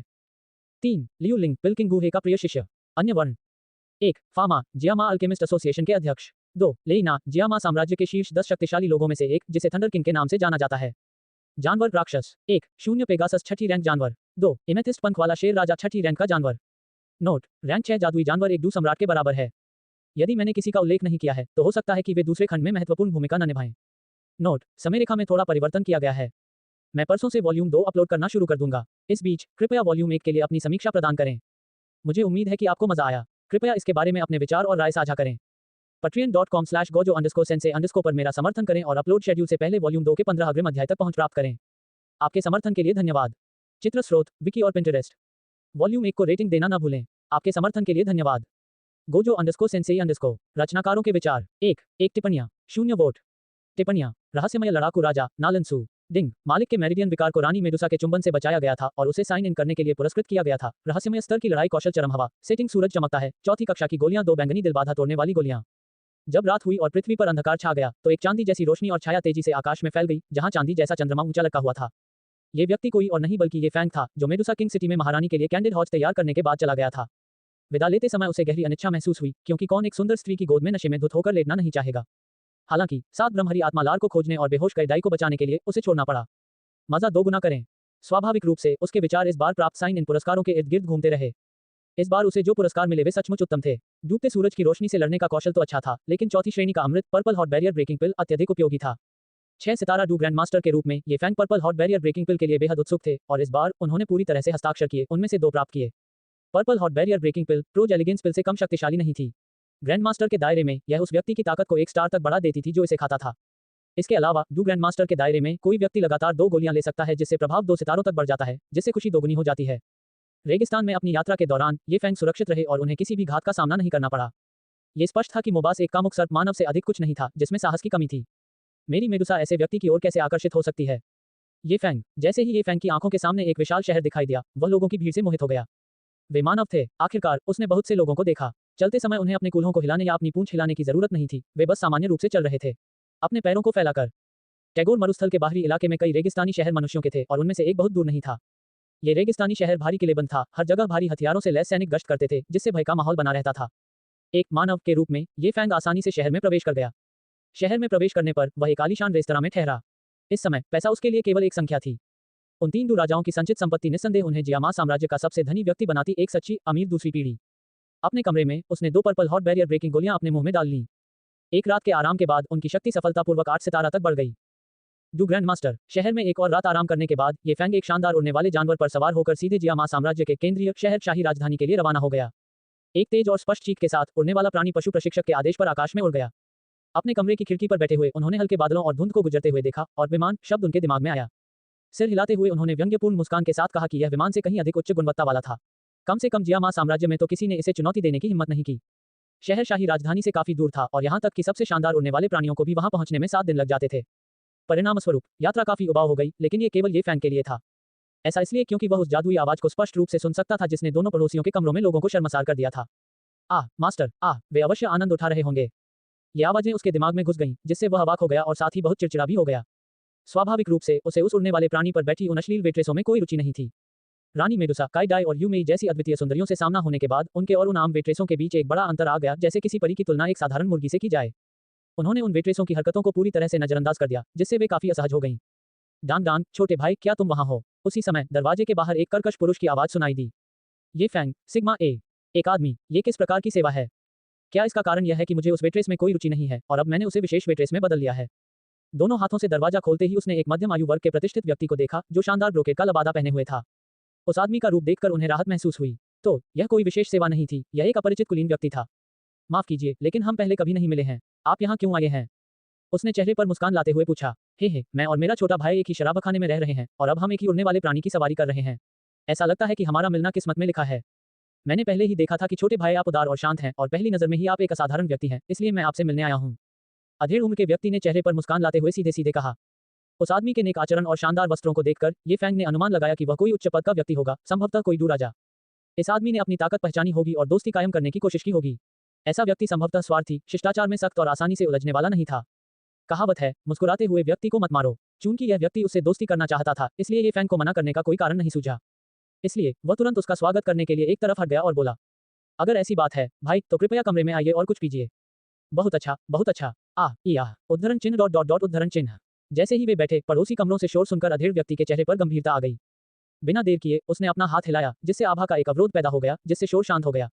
शक्ति के इस प्रदर्शन को देखकर और उस आदमी से निकलती आभा को महसूस करते हुए ये फैंग ने आश्चर्य से अपनी आंखें सिकोड़ लीं और कहा, कृपया मेरे गलत निर्णय को क्षमा करें, लेकिन मुझे नहीं पता था कि मेरा भाई वास्तव में एक डुकिंग था। हे छोटे भाई, ज्यादा विनम्र मत बनो। मध्यम आयु वर्ग के व्यक्ति ने अपना हाथ हिलाया, मुस्कुराते हुए ये फैंग की ओर देखा और कहा, आपकी उम्र में अकेले ही साहसिक यात्रा पर निकलने वाला इतना युवा नायक कहां से आता है? ये सुनकर ये फैंग ने अपना सिर हिलाया और हल्की मुस्कान के साथ जवाब दिया, भाई आप मेरी चापलूसी कर रहे हैं। मैं फैंग ही पहाड़ों में साधारण पृष्ठभूमि से आता हूं, किसी भी प्रभावशाली पारिवारिक पृष्ठभूमि या संबंधों से रहित। उन्होंने फैंग ये नाम का उल्लेख केवल एहतियात के तौर पर किया था। ओह, मध्यम आयु वाले व्यक्ति की आंखें थोड़ी सिकुड़ गईं, उसके विचार छिप गए। इस समय एक वेट्रेस शराब लेकर आई। मध्यम आयु वर्ग के व्यक्ति ने ये फैंग को 2 गिलास गंदी शराब दी और हार्दिक मुस्कान के साथ कहा, भाई फैंग, आप और मैं एक दूसरे से मिलने के लिए किस्मत में हैं। मैं आपको एक टोस्ट देना चाहता हूँ। ये फैंग ने शराब का गिलास लिया, उसे थोड़ा ऊपर उठाया और बिना किसी हिचकिचाहट के शराब अपने मुंह में डाल ली। ये दृश्य देखकर सामने बैठे अधेड़ उम्र के व्यक्ति का ध्यान तुरंत आकर्षित हो गया। उसने तुरंत गिलास में रखा पेय पदार्थ निगल लिया और एक साहसी मुस्कान के साथ बोला, ठीक है, बहुत बढ़िया फैंग, ये आप पहले युवा हैं जिनकी मैं नलानसू वास्तव में प्रशंसा करती हूँ। प्रश्नवाचक चिन्ह प्रश्नवाचक चिन्ह प्रश्नवाचक चिन्ह। नालनसू पफट डॉट डॉट डॉट। दोस्तों, वॉल्यूम 1 की समीक्षा के बारे में क्या कहना है? क्या आपको ये पसंद आया या नहीं? Gojo underscore Sensei underscore. टिप्पणियाँ। अधिक से अधिक बातचीत के लिए ऐप डाउनलोड करें। Gojo underscore Sensei underscore. आप टिप्पणी अनुभाग के अलावा मेरे लेखन अनुभव के बारे में मुझसे बातचीत कर सकते हैं। Gojo underscore Sensei underscore. अभी ऐप डाउनलोड करें। 7 ब्रह्महरि आत्मा लार। नलन कौन है? वह जियामा साम्राज्य के 3 प्रमुख परिवारों में से एक नालन परिवार का मुखिया है। उनके पिता नलन परिवार के पुराने मुखिया नलन जी हैं। बेशक इन दोनों नामों का कोई सनसनीखेज प्रभाव नहीं पड़ा, लेकिन उनकी दूसरी पहचान बहुत ही अद्भुत है, क्योंकि वह नलन यानरान का पिता है। ये सही है, ये पिता पफट। जब ऐसा अस्तित्व ये फैंग के सामने आया और उसने उसकी प्रशंसा भी की, इससे वास्तव में ये फैंग को थोड़ा खुश महसूस हुआ। तो ये फैंग मदद नहीं कर सका, लेकिन कुलपति नलनसू को चेहरा धोने दिया। नालानसू, जिसने अभी अभी ये फैंग की प्रशंसा की थी, उसके चेहरे पर ताजगी का एहसास हुआ और वह अवाक रह गया। इस फैंग ये ने वास्तव में उसके चेहरे पर स्प्रे कर दिया। खांसी खांसी खांसी खांसी। ये फैंग अचानक खांसने लगा, असहजता से अपनी छाती थपथपाई और नालनसू से माफी मांगी। ओह भाई नालान, मैंने पहले कभी इतनी तीखी शराब नहीं पी है। ये बहुत मसालेदार है, मुझे सच में खेद है। ये फैंग सच कह रहा था। ड्यूक्यूई महाद्वीप पर आने के बाद उसने कभी इतना मसालेदार पे नहीं पिया था। ये सुनकर नलनसू, जिसने अपनी आस्तीन से अपना चेहरा पोंछा, अपनी आस्तीन के पीछे भौहें सिकोड़ लीं और उसके मन में एक पल के लिए संदेह पैदा हो गया। लगता है वह मुझे जानता नहीं। क्या आपने पहले कभी इतनी तेज शराब नहीं पी थी? ऐसा लगता है कि यह फेंगी वास्तव में किसी दूसरी जगह से आया है, उन महाशक्तियों का एक प्रतिभाशाली व्यक्ति है। आखिरकार केवल वे महाशक्तियां ही ऐसी उत्कृष्ट प्रतिभाओं को विकसित कर सकती हैं और उन्होंने कभी इस साधारण शराब को नहीं पिया है। शायद उसके पास सचमुच कोई समाधान हो। अपना चेहरा लापरवाही से पोंछने के बाद उसकी आस्तीन के नीचे छिपा बूढ़ा चेहरा अचानक फूल की तरह खिल उठा और वह ये फैंग की ओर मुस्कुराया। हा, ये ठीक है, ये ठीक है। ये सामान्य बात है कि आपने रियल वाइन नहीं पी है, भाई फैंग। रियल वाइन, एक पारंपरिक चीनी औषधीय वाइन। जैसे ही वह बोल रहा था, नलन सू ने बाहर किसी को आवाज दी। यहाँ आओ, मेरे लिए मेरी सबसे अच्छी शराब लाओ। उद्धरण चिन्ह डॉट डॉट डॉट उद्धरण चिन्ह। ये फैंग, हे, क्या उन्होंने अभी रियल वाइन का उल्लेख किया? नालन सू, लानत है, तुम्हारी माँ, बहुत सारे शब्द छोड़ दें। मैं एक सांप मानव जाती हूँ, मुझे रियल वाइन पीने के लिए मजबूर किया जा रहा है, क्या आप मेरे साथ ऐसा व्यवहार करते हैं? Dot dot dot. जब पहरेदार नई शराब लेकर आए, तो नलन सू ने 2 और कप मजबूत शराब डाली और मुस्कुराते हुए टोस्ट बनाया। ये देखकर ये फैंग को पता था कि नलन सू के चेहरे पर इतनी मुस्कान थी, वह एक सुपर यंग मास्टर के रूप में उससे कुछ मांग रहा होगा, लेकिन उसने इस ओर इशारा नहीं किया। टोस्ट को अस्वीकार करने के बजाय ये फैंग ने प्याले टकराए और उसके साथ शराब पी तथा बातचीत के दौरान नालन सू द्वारा इस्तेमाल किए गए विभिन्न मुहावरों का चतुराई से जवाब दिया। आधे घंटे बाद तक नालन सू ने अपना मुस्कुराता हुआ चेहरा हटा लिया, उदास दिख रहा था, अपना सिर हिलाया और आह भरी। ये देखकर ये फैंग समझ गया कि यह बूढ़ा आदमी मुद्दे पर आ रहा है और उसने तुरंत आश्चर्य से पूछा, भाई नालन, आप उदास क्यों हैं? क्या आपको कोई परेशानी है? ओह, नलन सू उदास दिखी और आह भरते हुए बोली, भाई फैंग, आप नहीं जानते, मैं नलान परिवार का मुखिया हूँ, जो जियामा साम्राज्य के 3 प्रमुख परिवारों में से एक है, और 7 दिन पहले मेरे पिता ही मुखिया थे। ओह, ये सुनकर ये फैंग ने शांति से कहा, भाई नालन, आपके परिवार के मामलों के बारे में पूछताछ करना मेरा काम नहीं है, लेकिन चूंकि अगर आपने इसका उल्लेख किया है, तो इसके पीछे कोई कारण अवश्य होगा, है ना? ये सही है। नालन सू धीरे से उठे, अपने हाथ पीठ के पीछे रखे और कहा, मेरे पिता का नाम नलन जी है और वह जियामा साम्राज्य के लायन हॉट मार्शल हैं। 7 दिन पहले मेरे पिता ने एक अत्यंत विषैले 5वें क्रम के जादुई जानवर ब्रांडिंग आयरन जहरीले अजगर के खिलाफ 7 ब्रह्म वाली हरी आत्मा लार के लिए लड़ाई लड़ी थी। हालांकि मेरे पिता ने अंततः इसे मार डाला और 7 ब्रह्म हरी आत्मा लार प्राप्त की। दुर्भाग्य से अजगर ने एक घातक विष ब्रांडिंग जहर उनके शरीर में इंजेक्ट किया। कुआं, ये सुनकर ये फैंग एक पल के लिए स्तब्ध रह गया। 7 ब्रह्म हरी आत्मा लार, ब्रांडिंग जहर। यद्यपि ये फैंग को पता था कि जियोयान ने मूल पुस्तक में नलान परिवार से 7 ब्रह्म हरी आत्मा लार प्राप्त की थी, लेकिन सांप लोगों की जानकारी में नलान जी को जहर दिए जाने के बारे में कोई जानकारी नहीं थी। यही कारण है कि ये फैंग ने जियामा पवित्र शहर में जाने और पता लगाने की कोशिश करने का इरादा किया, और यदि असफल रहा तो वह धीरे धीरे वॉरक्राफ्ट पहाड़ों में मछली पकड़ेगा। लेकिन अब नालन जी को जहर दे दिया गया था। उन्हें जहर दिए जाने के केवल 7 दिन ही हुए थे, इसलिए कोई आश्चर्य नहीं कि कोई खबर नहीं थी। कितना आकर्षक, ये विष एक उत्कृष्ट कृति है। ये देखकर कि ये फैंग उसके शब्दों से अप्रभावित था, नलन सू ने उसकी ओर उम्मीद भरी नजरों से देखा। क्या फैंग ये सचमुच इस जहर के बारे में जानता है? नलान सू की उत्सुक आंखों को देखते हुए ये फैंग ने तुरंत पूछा, भाई नालन, क्या आप ब्रांडिंग जहर की बात कर रहे हैं जो 6ठे क्रम के राक्षसों को मार सकता है? हाँ, यही जहर है। भाई फैंग, क्या आपके पास कोई उपाय है? ये सुनकर नलन सू बहुत खुश हुआ और अधीरता से पूछा। ये फैंग ने भौहें सिकुड़ी, उसका चेहरा उदास था और वह ऐसे खड़ा हुआ मानो विचारों में खोया हुआ हो। उसने रहस्यपूर्ण ढंग से नालन सू से कहा, नालन, मेरा मानना है कि आपके पिता की ताकत कम से कम डुकिंग जितनी है। अपनी शक्तिशाली लड़ाकू भावना के साथ वह अस्थायी रूप से विष को दबाने में सक्षम होना चाहिए। हालांकि कुछ वर्षों में जैसे जैसे वह बड़ा होगा, जहर भयंकर रूप से पलटेगा और उस समय आपके पिता निस्संदेह मर जाएंगे। क्या फिर हमें क्या करना चाहिए? ये सुनने के बाद नलन सू की अभिव्यक्ति तदनुसार बदल गई। इसका समाधान खोजने के लिए एक उच्च स्तरीय कीमियागर की आवश्यकता है। ये फैंग ने शांति से कहा, उसके हाथ उसकी पीठ के पीछे थे। नालन सू ने आह भरी, व्यंगपूर्वक मुस्कुराई और कहा, अफसोस, मैंने भी उन्नत कीमियागरों की तलाश की है, लेकिन कीमियागर गिल्ड के मास्टर फामा बिल्कुल वैसे ही हैं जैसा आपने कहा। और मैं भी पिल्किंग गुहे को खोजने गया था, लेकिन मुझे बताया गया कि वह औषधीय सामग्री इकट्ठा करने के लिए टैगोर रेगिस्तान गया है। मैं उसे खोजने आया था, लेकिन कोई फायदा नहीं हुआ। मेरे पास शाही राजधानी लौटने के अलावा कोई विकल्प नहीं था। ये सुनकर ये फैंग ने अपनी आंखें थोड़ी सी खोल लीं। ये देखकर कि ये फैंग अभी भी अविचल था, नलन सू काफी चिंतित हो गया, इसलिए वह केवल हिम्मत जुटा सका और सीधे तौर पर कह सका, भाई फैंग, मैं इसे आपसे नहीं छिपाऊंगा, मैं इसीलिए यहाँ आया हूँ। उस दिन मैं रेगिस्तानी शहर में एक दिन आराम करने और फिर शाही राजधानी लौटने की तैयारी कर रहा था। मैंने अनजाने में ही तुम पर ध्यान दिया, मेरे भाई, तुम्हारे नेक रूप, असाधारण स्वभाव और अप्रतिरोध्य सुंदरता के साथ। ये फैंग, लेकिन जब संयोगवश मैंने अगले दिन तुम्हें फिर देखा, तो मैंने देखा कि एक दिन के भीतर ही, भाई फैंग, तुमने अपनी साधना में जबरदस्त प्रगति कर ली थी। मुझे संदेह है कि ऐसा इसलिए हुआ क्योंकि आपने 4थी श्रेणी की 2 शीर्ष स्तरीय purple hot barrier breaking pills ली थी, इसलिए मैं इसकी पुष्टि करने के लिए यहाँ आया हूँ। अगर भाई फैंग के पास कोई समाधान है, तो मेरा नलान परिवार आपका बहुत बड़ा एहसानमंद होगा। धन्यवाद, भाई। ये कहते हुए नलान सू ने अपने हाथों को मोड़ा और ये फैंग को प्रणाम करना चाहा। जब ये फैंग ने ये देखा, तो उसने जल्दी से अपने हाथ जोड़े, मुस्कुराया और कहा, भाई नालन बहुत दयालु हैं, मेरे पास एक समाधान है। ये सुनकर नलन सू तुरंत बहुत खुश हो गया। उसने ये फैंग का हाथ पकड़ लिया और उत्साहित होकर कहा, सचमुच, भाई फैंग, अगर आपके पास कोई समाधान है, तो मेरा नलान परिवार आपका हमेशा आभारी रहेगा। आप जो भी इच्छा रखते हैं, मेरा नलान परिवार उसे आपके लिए पूरा करने की पूरी कोशिश करेगा। ये फैंग, ओह, 4 टिप्पणियां। नलन जी को बचाओ, डैडी। नलन सू की बातें सुनने के बाद ये फैंग ने मना नहीं किया, क्योंकि केवल इसी तरह से नलन सू, जो अपने हितों को हर चीज से ऊपर रखती थी, को सहज महसूस हो सकता था। उस समय वह क्या चाहता था, यह इस बात पर निर्भर करता था कि नालन परिवार उसे क्या पेशकश करता है। वह मुस्कुराया और नालन सू से कहा, नालन भाई, मैंने पहले कहा था कि आपके पिता के जहर के इलाज के लिए एक उन्नत कीमियागर की आवश्यकता है, लेकिन ये कीमियागर कोई रैंक का मामला नहीं है। ओह फैंग, तो फिर यह उन्नत कीमियागर किस तरह का कीमियागर है? नालन सू ने पूछा, क्या मैं पूछ सकता हूँ कि क्या मास्टर फामा और पिलकिंग गुहे, जिनका उल्लेख नलन भाई ने किया है, के पास स्वर्गीय ज्वाला है? स्वर्गीय ज्वाला। इन दो शब्दों को सुनकर नलन सू ने कड़वी मुस्कान के साथ अपना सिर हिलाया और अपना हाथ लहराया। फैंग, आप हमारे जियामा साम्राज्य को बहुत ज्यादा आंक रहे हैं।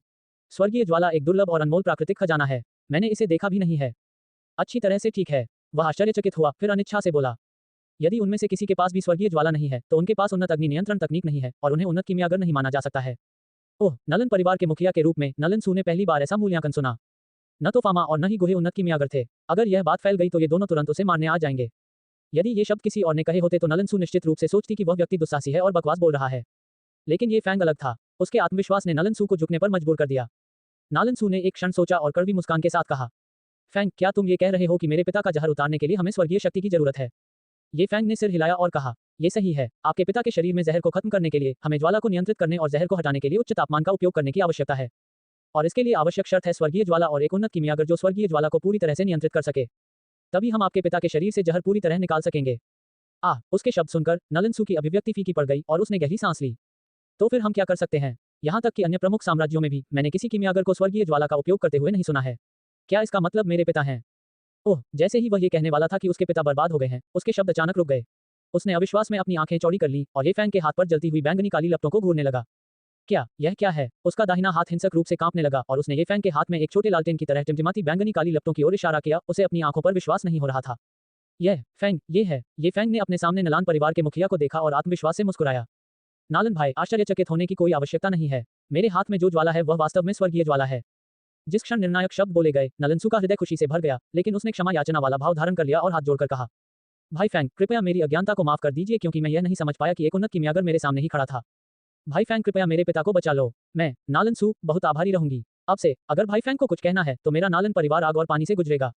ये फैंग, जिसने यह इशारा प्राप्त किया, ने धीरे से नलन सू को उठाया और मुस्कुराते हुए कहा, भाई नालन, आप बहुत दयालु हैं। चूंकि मैंने वादा किया है, इसलिए उसे न बचाने का कोई संकेत नहीं है।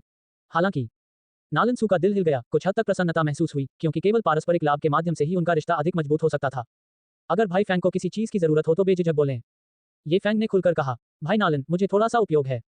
7 ब्रह्महरि आत्मा लार। ओह, ये तो बस एक औषधीय जड़ी बूटी है।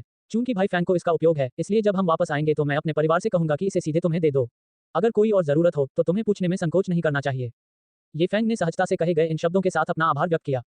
तो फिर मैं भाई नालन को धन्यवाद देता हूँ। फिलहाल मेरी कोई अन्य जरूरत नहीं है। नालन सू ने अपना शराब का प्याला उठाया और हंसते हुए कहा, भाई फैंग, आप सचमुच अपने बड़े भाई के लिए समय पर बारिश हैं। चलो, चीयर्स। चीयर्स। डकार डकार। अंत में वे दोनों तब तक वापस नहीं लौटे जब तक कि वे पूरी तरह से नशे में नहीं हो गए। गार्डों द्वारा समर्थित होने के बाद नलन सू चला गया और ये फैंग ने चुपके से खुद से कहा, बुरे लोमड़ी। दूसरी ओर जब नलन सू अपने कमरे में लौटा तो उसने नशे में अपना रूप पूरी तरह से बदल लिया था। स्पष्ट मन से वह अपने हाथ पीठ के पीछे करके खड़ा हो गया और पहरेदारों को आदेश दिया, अगले कुछ दिनों तक किसी को भी उसे परेशान करने की अनुमति नहीं है और मैं चाहता हूं कि उसके बगल वाले कमरे में सभी लोग साफ सफाई कर लें। हाँ, कबीले के मुखिया के रूप में नालन सू एक दयालु व्यक्ति नहीं था। हत्या करना और निर्णय लेना उसके लिए सामान्य बात थी। अजीब बात यह थी कि बगल के कमरे से शोर आ रहा था, बहुत तेज।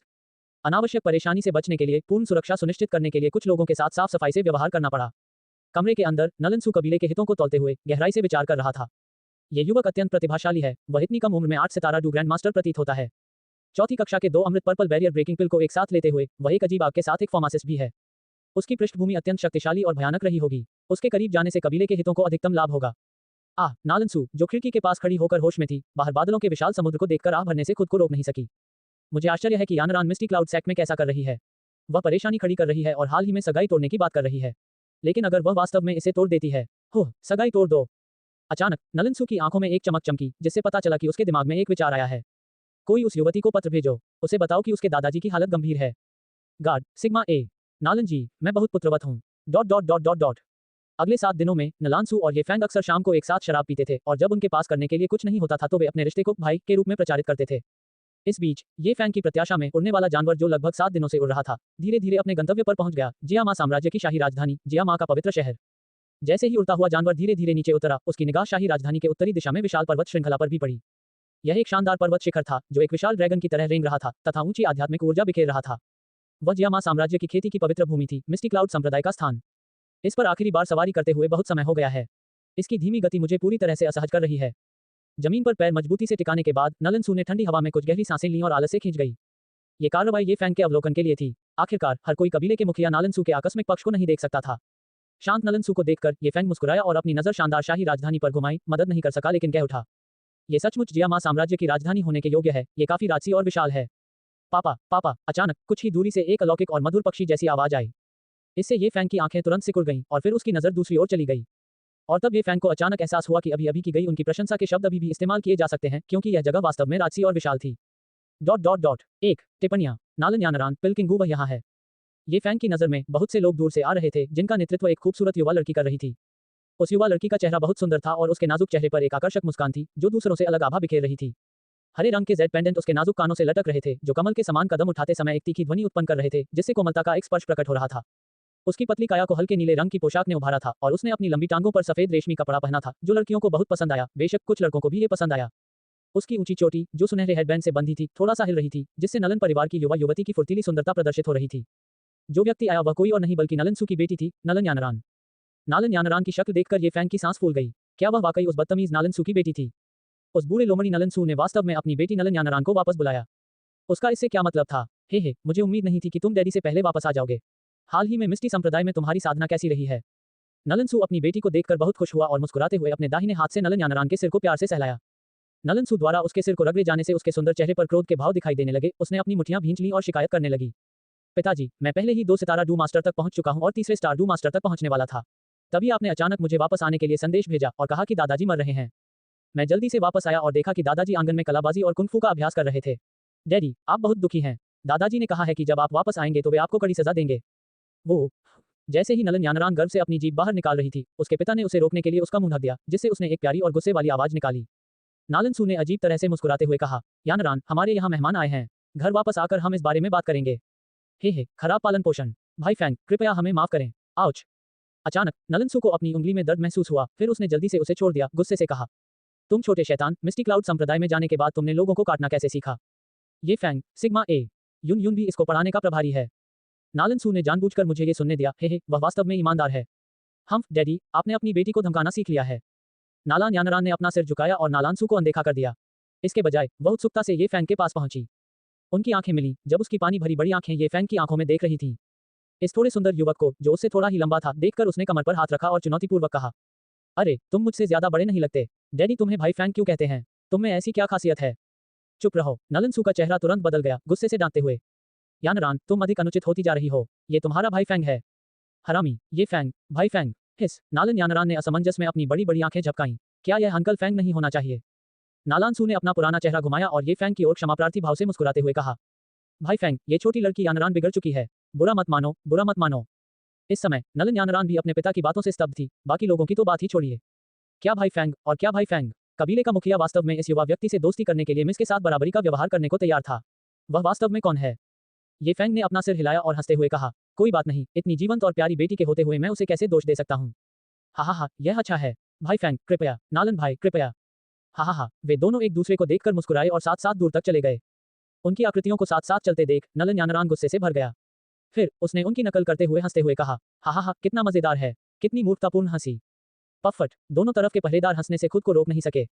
हम अभी कौन हंसा? आत्मदंड, अपना मुंह 30 बार ढको। थप्पड़ थप्पड़ थप्पड़ थप्पड़। जब वे भीड़ भाड़ वाली सड़क पर स्थित भव्य भवन के प्रवेश द्वार पर पहुंचे, तो कई राहगीरों ने उनकी ओर ईर्ष्या और विस्मय भरी नजरों से देखा। कबीले प्रमुख मिस गेट पर खड़े पहरेदारों ने तुरंत सलामी दी। इस समय कोई हवेली से बाहर भागा और नालन सू से कुछ कहा। अपने अधीनस्थ से रिपोर्ट सुनकर उसकी आंखें आश्चर्य से फैल गईं और वह बोला, क्या गोली राजा गूहे यहाँ है? ये सुनकर ये फैंग का दिल हिल गया। गोली राजा गूहे, दिलचस्प। नालान सू की नजरें घूमकर ये फैंग पर पड़ी, जिसके हाव भाव में कोई बदलाव नहीं दिखा। गूहे की एक अग्रिम कीमियागर से मुलाकात, अब ये दिलचस्प हो रहा है। ये फैंग को ज्यादा सोचने से रोकने के लिए उसने शांति से कहा, भाई फैंग, मुझे लगता है कि पिल्किंग गूहे ने सुना कि मैं उसे ढूंढ रहा था, इसलिए वह मेरे नालान परिवार के पास आया। इससे पहले कि ये फैंग जवाब दे पाता, नलन यानरान, जो उनके पीछे उदास बैठा था, आगे बढ़ा और बोला, हाँ डैडी, पिल्किंग खुद ही मेरे पास आया और मेरे साथ वापस आया। ओह, तुमने यह बात पहले क्यों नहीं कही, छोटी बच्ची? उसने अपनी बेटी की ओर देखा और धीरे से शिकायत की। उसने अपनी दोनों बाहें मोड़ लीं और सिर झुकाकर अपने पिता को घूरने लगी। ऐसा इसलिए हुआ क्योंकि तुमने मेरा मुंह ढक दिया और यानरान को बोलने नहीं दिया। ओह, वह वाक था, बहस करने में असमर्थ था। गोली राजा गू वह अपने दम पर नालन यानरान से संपर्क किया। उसकी बातें सुनकर, साथ ही नालन सू के पहले के बयान को सुनकर कि गूहे जड़ी बूटी इकट्ठा करने के लिए टैगोर रेगिस्तान जा रहा था, ये फैंग को एक साहसिक अनुमान लगा। हालांकि अभी इसकी पुष्टि नहीं हो सकी है। किसी भी निष्कर्ष पर पहुंचने से पहले गूहे से मिलना जरूरी होगा। इसलिए उन्होंने मुस्कुराते हुए नलन सू से कहा, अगर पिल्किंग यहाँ है तो उसकी उपस्थिति देखना मेरे लिए सम्मान की बात होगी। कृपया रास्ता दिखाए, भाई नालन। अच्छा, नालन सू ने तुरंत सहमति दे दी और फिर समूह मुख्य हॉल की ओर चल पड़ा।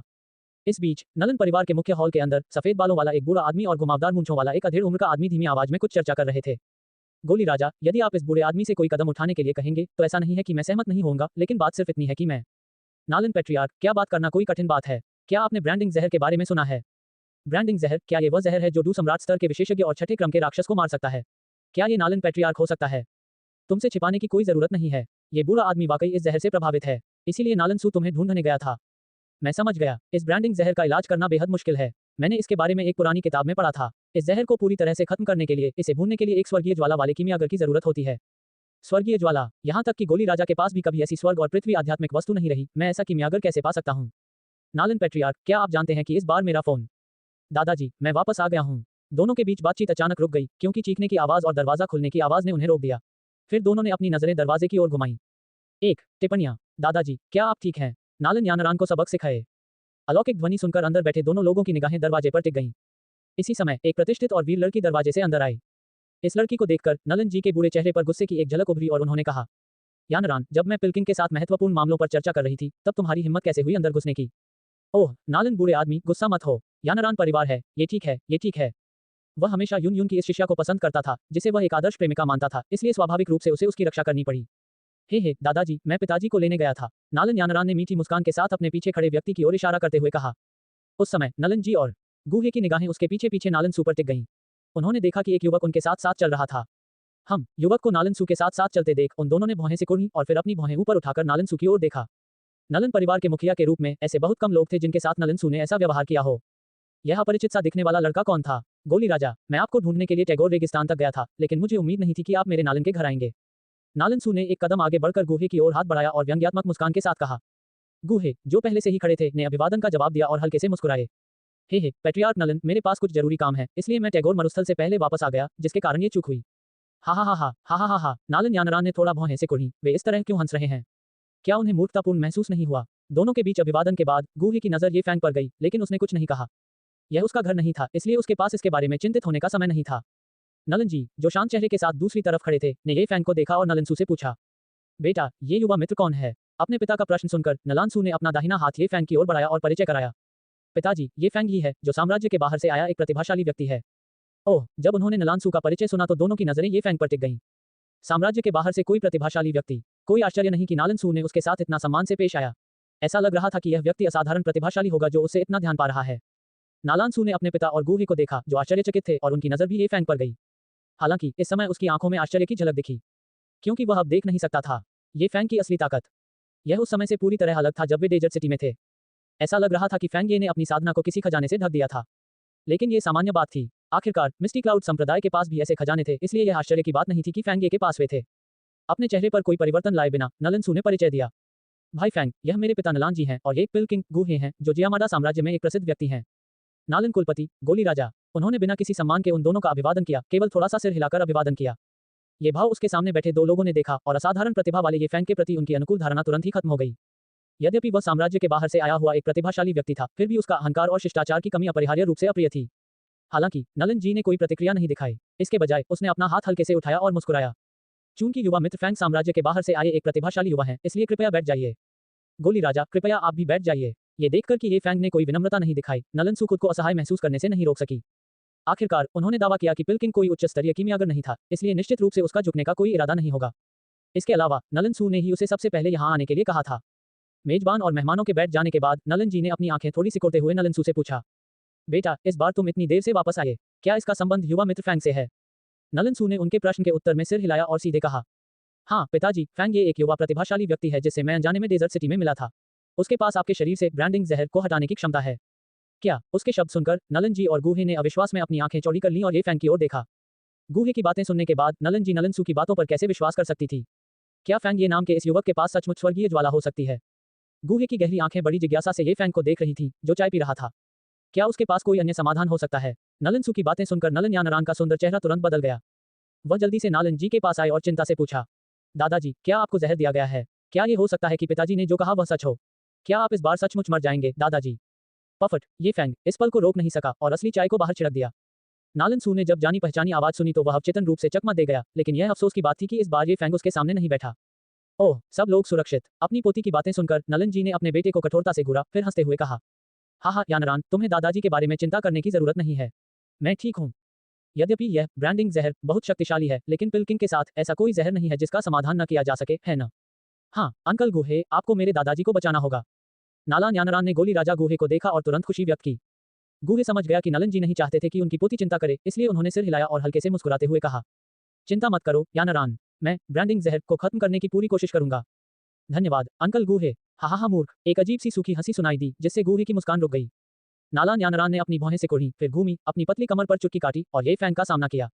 ये फैंग के चेहरे की ओर गुस्से से इशारा करते हुए वह चिल्लाए, अरे तुम किस बात पर हंस रहे हो? ये फैंग के चेहरे पर हल्की मुस्कान थी जब उसने जवाब दिया, मैं इस बात पर हंस रहा हूं कि कैसे आपको धोखा दिया गया और आपको इसका पता ही नहीं चला। ये सुनते ही नलान यानरान के खूबसूरत चेहरे पर गुस्सा झलक उठा और वह गुस्से से चिल्लाए, हे मुझे वास्तव में दूसरों ने धोखा दिया था और मेरे पिता को भी आपने धोखा दिया था। अब मैं आपको बेनकाब कर दूंगा, आप नकली फीनिक्स। उसके शब्द पूरे होने से पहले ही नलान यानरान के हाथ में एक तेज तलवार प्रकट हुई, जो ये फैंग की छाती की ओर बस एक बाल की दूरी पर बढ़ गई। यानरान रुको। नालन सू बीच बचाव करना चाहता था, लेकिन तब तक बहुत देर हो चुकी थी। वहां मौजूद किसी ने भी नहीं सोचा था कि नालन यानरान इतना क्रूर कदम उठाएगा। इस लड़की को यूनियन ने सचमुच बिगाड़ दिया था। नकली फीनिक्स। ये फैंग को यह उपाधि बिल्कुल पसंद नहीं आई। उसकी आंखें चमकते सितारों की तरह क्रूरता के स्पर्श से चमक उठी। जिस क्षण वह ठंडी रोशनी प्रकट हुई, उसकी उंगलियां पहले से ही विस्तारित हो चुकी थीं और उन्होंने नलान यानरान द्वारा चलाई गई तलवार को मजबूती से पकड़ लिया था। तुरंत ही उसकी उंगलियां हल्की सी कांप उठीं और कमरे में अचानक एक तीखी गड़गड़ाहट जैसी ध्वनि गूंज उठी। नंगी आंखों से देखा जा सकता था कि उसकी उंगलियों से एक विद्युत चाप निकला, जो स्टील की तलवार से तुरंत नलान यानरान के नाजुक शरीर तक पहुंच गया। अगले ही पल नलान यानरान ने महसूस किया कि उसका पूरा शरीर सुन्न हो गया है और उसका नाजुक शरीर ये फैंग के सामने कमजोर होकर गिर पड़ा, अभी भी कांप रहा था। डिंग, घमंडी नालन यानरान को सबक सिखाकर आपको साइन इन इनाम मिला है, जीवन भक्षण गोली। यानरान दोस्तों, बोनस अध्याय आपकी प्रतिक्रियाओं पर निर्भर करता है। वॉल्यूम 1 के बारे में 10 समीक्षाएं और मैं अभी एक बोनस अध्याय अपलोड करूंगा। गोजो_सेंसेई_ रचनाकारों के विचार। 4 टिप्पणियां। क्या पिलकिंग सक्षम नहीं है? मेरी पोती भी सक्षम नहीं है। जैसे ही नलान यानरान का नाजुक शरीर ये फैंग के पैरों पर गिरा, ऐंठन ने उसके पूरे शरीर को झकझोर दिया। उसके दादाजी नलन जी गुस्से में मेज पटक कर खड़े हो गए। एक शक्तिशाली डुकिंग की आभा लहरों की तरह ये फैंग की ओर बढ़ी। भारी दबाव महसूस करते हुए ये फैंग ने भौहें सिकुड़ी और तुरंत अपनी पूरी शक्ति लगा दी। एक अजीब बैंगनी काले रंग की रोशनी चमकी और उसके शरीर से एक भयानक अग्निगुण वाली लड़ाकू ऊर्जा फूट पड़ी। उसी क्षण नलन जी और गूहे दोनों खड़े हो गए, उनकी आंखें अविश्वास से भर गईं और वे बोले, एक 8 सितारा डू ग्रैंड मास्टर, इतना युवा 8 सितारा डू ग्रैंड मास्टर। रुको, उसने पहले थंडर आग का इस्तेमाल किया था और अब यह आग है। क्या ये युवक दोहरी विशेषताओं वाला 8 सितारा डू ग्रैंड मास्टर है? एक महान नहीं, वह एक राक्षसी शैतान है। उन्होंने पहले कभी ऐसा राक्षसी प्रतिभाशाली व्यक्ति नहीं देखा था। ये युवक निश्चित रूप से महाशक्ति पृष्ठभूमि से आया एक राक्षसी व्यक्ति होगा। वे ऐसे राक्षसी व्यक्ति को कैसे उकसा सकते थे? यदि वे उसके क्रोध को भड़काते हैं, तो उसके पीछे की शक्ति अपने हाथ की एक लहर से नालन परिवार का सफाया कर देगी। नालन जी को एहसास हुआ कि उसने अपनी पोती नालन यानरान की तरह ही लापरवाही से काम किया है। हालांकि इस समय वह कठिन स्थिति में थे। इस समय एक आकृति ये फैंग के सामने खड़ी थी, जिसने नलन जी की आभा को तुरंत अवरुद्ध कर दिया। ये व्यक्ति नलन सू था। नलन जी और गूहे की तुलना में वह और भी अधिक भयभीत और आतंकित था, क्योंकि वह जानता था कि ये फैंग एक स्वर्गीय ज्वाला वाला कीमियागर था। कीमियागरों के पास अग्नि और लकड़ी दोनों की लड़ने वाली ऊर्जा होती है, जो पहले से ही भयावह थी, लेकिन 3 प्रकार की गुणकारी ऊर्जा से लड़ने वाली। उसने इसके बारे में कभी नहीं सुना था। उसके चेहरे पर एक पीला डर दिखाई दिया और इस समय उसे अपने पिता की कोई परवाह नहीं थी। उसने सीधे बात की और चिल्लाया, पिताजी, ये यानरान की गलती है। रुकें। ये शब्द सुनकर नलन जी ने अपने बेटे का पीला चेहरा देखा और स्वाभाविक रूप से पीछे हट गए और तुरंत ही अपनी राजसी आभा को एक विशाल लहर की तरह वापस ले लिया। कितना बड़ा लड़का है। कमरे का तनावपूर्ण माहौल, जो अभी तलवारों से भरा हुआ था, अचानक शांत हो गया। नालन सू ने पलटकर जल्दी से ये फैंग से माफी मांगी। भाई फैंग, मेरी बेटी ने लापरवाही से काम किया है। ये हमारे परिवार की शिक्षा में विफलता है। कृपया हमें माफ कर दें। ये फैंग ने नलन सू को अपने सामने झुकते हुए देखा और गुस्से में अपनी आस्तीन लहराई।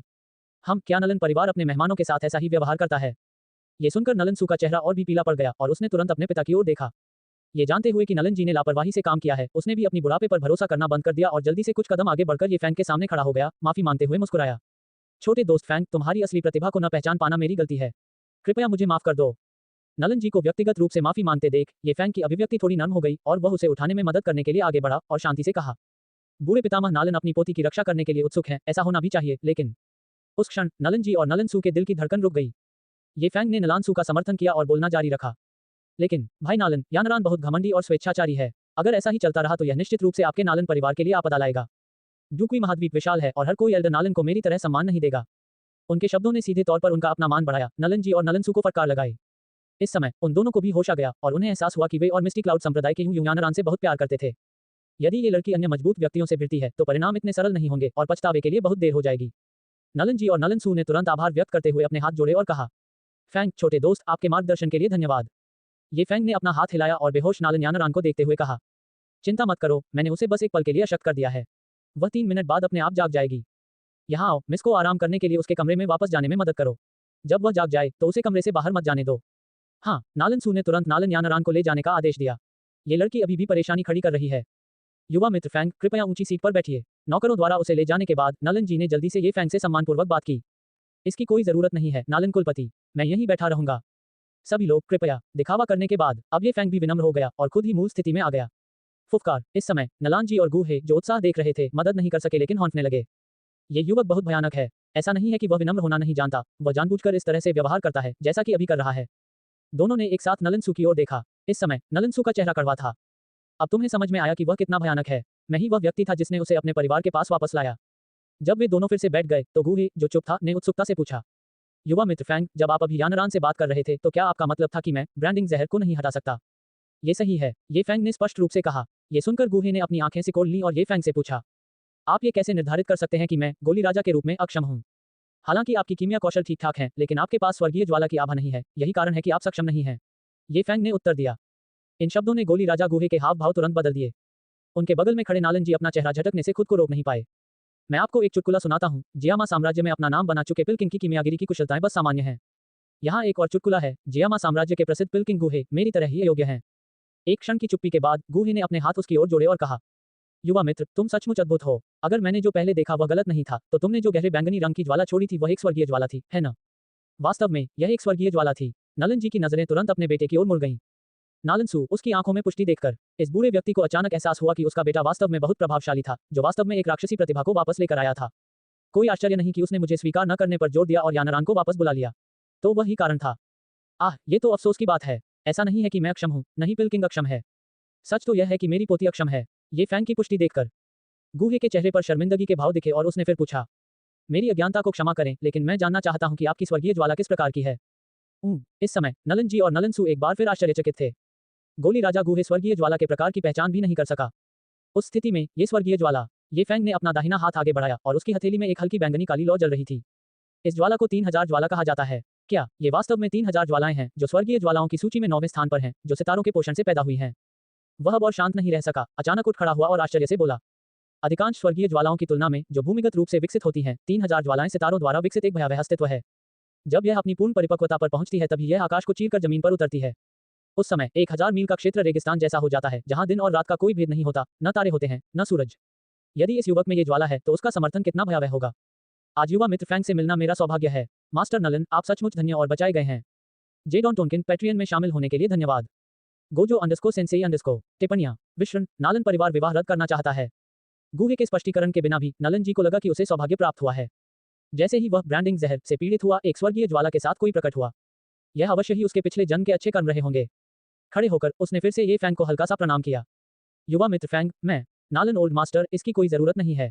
मैं इस बार यहाँ इसलिए आया हूँ क्योंकि नालन भाई ने मुझे आपको विषमुक्त करने में मदद करने के लिए आमंत्रित किया है।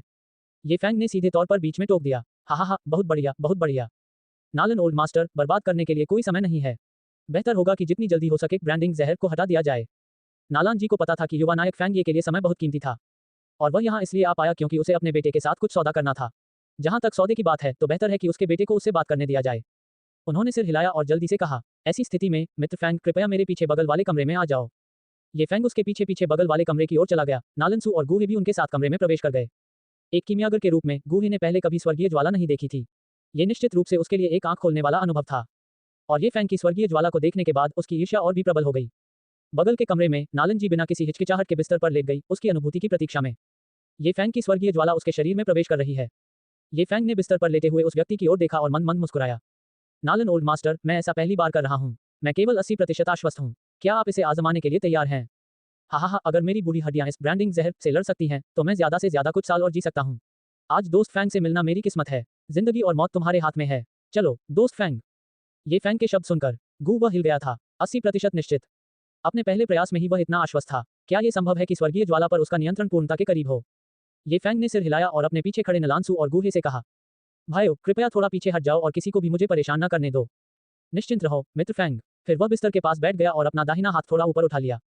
बैंगनी काले रंग की लपटें चारों ओर घूमने लगी और कमरे का तापमान तुरंत बढ़ गया। ये देखकर कि वह भाग गया है, नलनसू और गूहे कुछ कदम पीछे हट गए। उन्होंने कमरे के आभामंडल को भी अवरुद्ध कर दिया ताकि कोई भी अंदर झांक न सके। ये फैंग ने अपना ध्यान केंद्रित किया और बिस्तर पर लेटी नलन जी को बलपूर्वक ऊपर खींच लिया। वह पहले से ही इस बूढ़े आदमी को नापसंद करता था। अगर मैं तुम्हें नशामुक्त करने आया हूँ तो तुम बिस्तर पर क्यों लेटे हो? बिना किसी हिचकिचाहट के उसने अपने बाएं हाथ से नलन जी के कंधे को हल्के से थपथपाया और अगले ही पल नलन जी के ऊपरी शरीर पर लगे कपड़े राख में बदल गए। फ्लेम पर इस नियंत्रण ने गूहे को भी चौंका दिया और ये तो बस शुरुआत थी। बैंगनी काले रंग की लपटें उसकी मध्यमा उंगली से निर्देशित होकर सीधे नालान जी के शरीर में घुस गईं। उसी क्षण नालान जी का मजबूत शरीर हिंसक रूप से कांपने लगा। ये दृश्य गूहे और नालान सू के लिए परिचित था क्योंकि उन्होंने नालान यानरान को ये फैंग की हरकतों के कारण उनके सामने आते हुए देखा था। ये फैंग ने नलन सू और गूहे पर कोई ध्यान नहीं दिया और इसके बजाय नलन जी के मध्यांतर रेखाओं के माध्यम से आगे बढ़ने के लिए अपनी आध्यात्मिक शक्ति को नियंत्रित किया।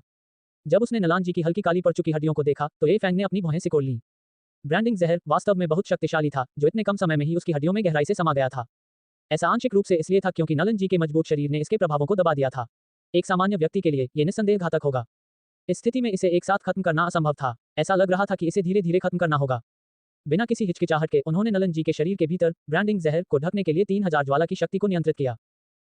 यहाँ तक कि नालान जी जैसा ताकतवर व्यक्ति भी अपने शरीर के अंदर महसूस की गई तीव्र गर्मी से पसीने से तरबतर हो गया। वह स्वर्गीय ज्वाला की भयानक शक्ति पर आश्चर्यचकित हुए बिना नहीं रह सका। जब ये फैंग नालन जी को डिटॉक्सिफाई कर रहा था गूहे की नजर बिना डगमगाए उस पर टिकी रही।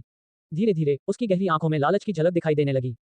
एक कीमियागर के लिए स्वर्गीय ज्वाला का प्रलोभन बहुत बड़ा है। 3000 ज्वाला की तो बात ही छोड़िए जो इतनी नजदीक है। ये कल्पना की जा सकती है कि गूहे एक स्वर्गीय ज्वाला के बिना एक गोली राजा के रूप में इस समय प्रलोभन का विरोध कर रहा है। गोली राजा गूहे के विचारों में बाधा उत्पन्न हुई और उसने अपनी नजर अपने बगल में बैठे नालन सू पर घुमा ली। नालन सू ने हल्के से मुस्कुराते हुए कहा, पिलकिंग, क्या आप जानते हैं कि यानरान ने मिस्टी क्लाउड संप्रदाय में सगाई से सेवानिवृत्त होने की बात का उल्लेख किया है? वह अपने दिल में जानता था कि नलन सू ने उसे जगाने के लिए इस समय बुलाया है। इस फैंग के पास 3000 ज्वालाएं थीं और आग पर उसका नियंत्रण इतना कुशल था। ये स्पष्ट था कि उसे बचपन से ही इसकी शिक्षा दी गई थी। ऐसा कोई तरीका नहीं था जिससे वह स्वयं इस पर दावा कर सके। इसके विपरीत ये केवल ऐसी असाधारण प्रतिभा और उसके पीछे खड़ी मजबूत ताकत का ध्यान ही आकर्षित करेगा। अपनी आंखों में सद्भावना के भाव के साथ गूहे ने सिर हिलाया और कहा, चीफ नलान, यानरान ने वास्तव में एक से अधिक बार शादी रद्द करने की बात कही थी। यानरान हर चीज में अच्छी है लेकिन वह बहुत ज्यादा आत्मधर्मी है। नालन सू ने अपना सिर हिलाया और आह भरी। हालांकि मुझे लगता है कि यानरान ने इस बार सही चुनाव किया है। आप क्या सोचते हैं, पिलकिंग?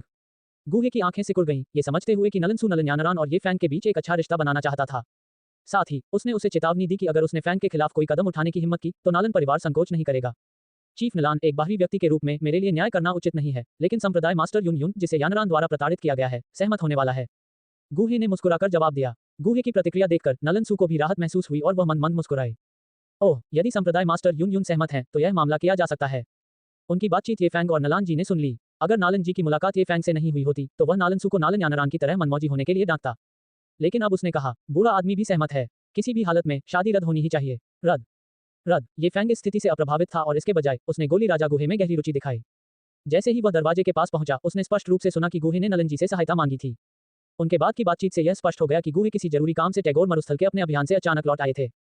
वापस लौटने के बाद वह सहायता मांगने आया था, संभवतः ग्रीन लॉर्ड स्कोर फ्लेम की आभा की उपस्थिति से आकर्षित होकर। संभवतः टैगोर रेगिस्तान में 3 डुकिंग सेनानियों के साथ ये फैंग के टकराव ने गूहे का ध्यान आकर्षित किया था। गूहे ने संभवतः यह अनुमान लगाया कि स्वर्गीय ज्वाला को रानी मेडुसा ने जब्त कर लिया है और अब वह उसे छीनने के लिए एक समूह इकट्ठा कर रही है। हालांकि अब जब उसका सामना ये फैंग से हुआ तो गूहे ने खुद को एक और भाग्यशाली विकल्प के सामने पाया। हालांकि जब तक गूहे का मस्तिष्क बरकरार है वह निस्संदेह सांप मानव जाति का चयन करेगा जिसकी ताकत से वह परिचित है, बजाय ये फैंग जैसे अज्ञात दुष्ट प्रतिभाशाली व्यक्ति को चुनने के। और नालन परिवार ने पहले ही उसके प्रति मित्रतापूर्ण रवैया दिखाया था। युन युन के शिष्य नलन यानरान के परिवार के रूप में वह निश्चित रूप से नलन परिवार के खिलाफ नहीं जाएगा और युन युन, जिस महिला से वह प्यार करता है, को नाराज नहीं करेगा। और अगर गूहे ने कोई कार्रवाई करने की हिम्मत की तो मेरे पास जो जीवन भक्षण की गोली है वह सिर्फ दिखावे के लिए नहीं है। मैं गूहे को सबक सिखाने के लिए पूरी तरह तैयार हूँ। मुझे शीघ्रता से 7 भ्रामक हरी आत्मा लार प्राप्त कर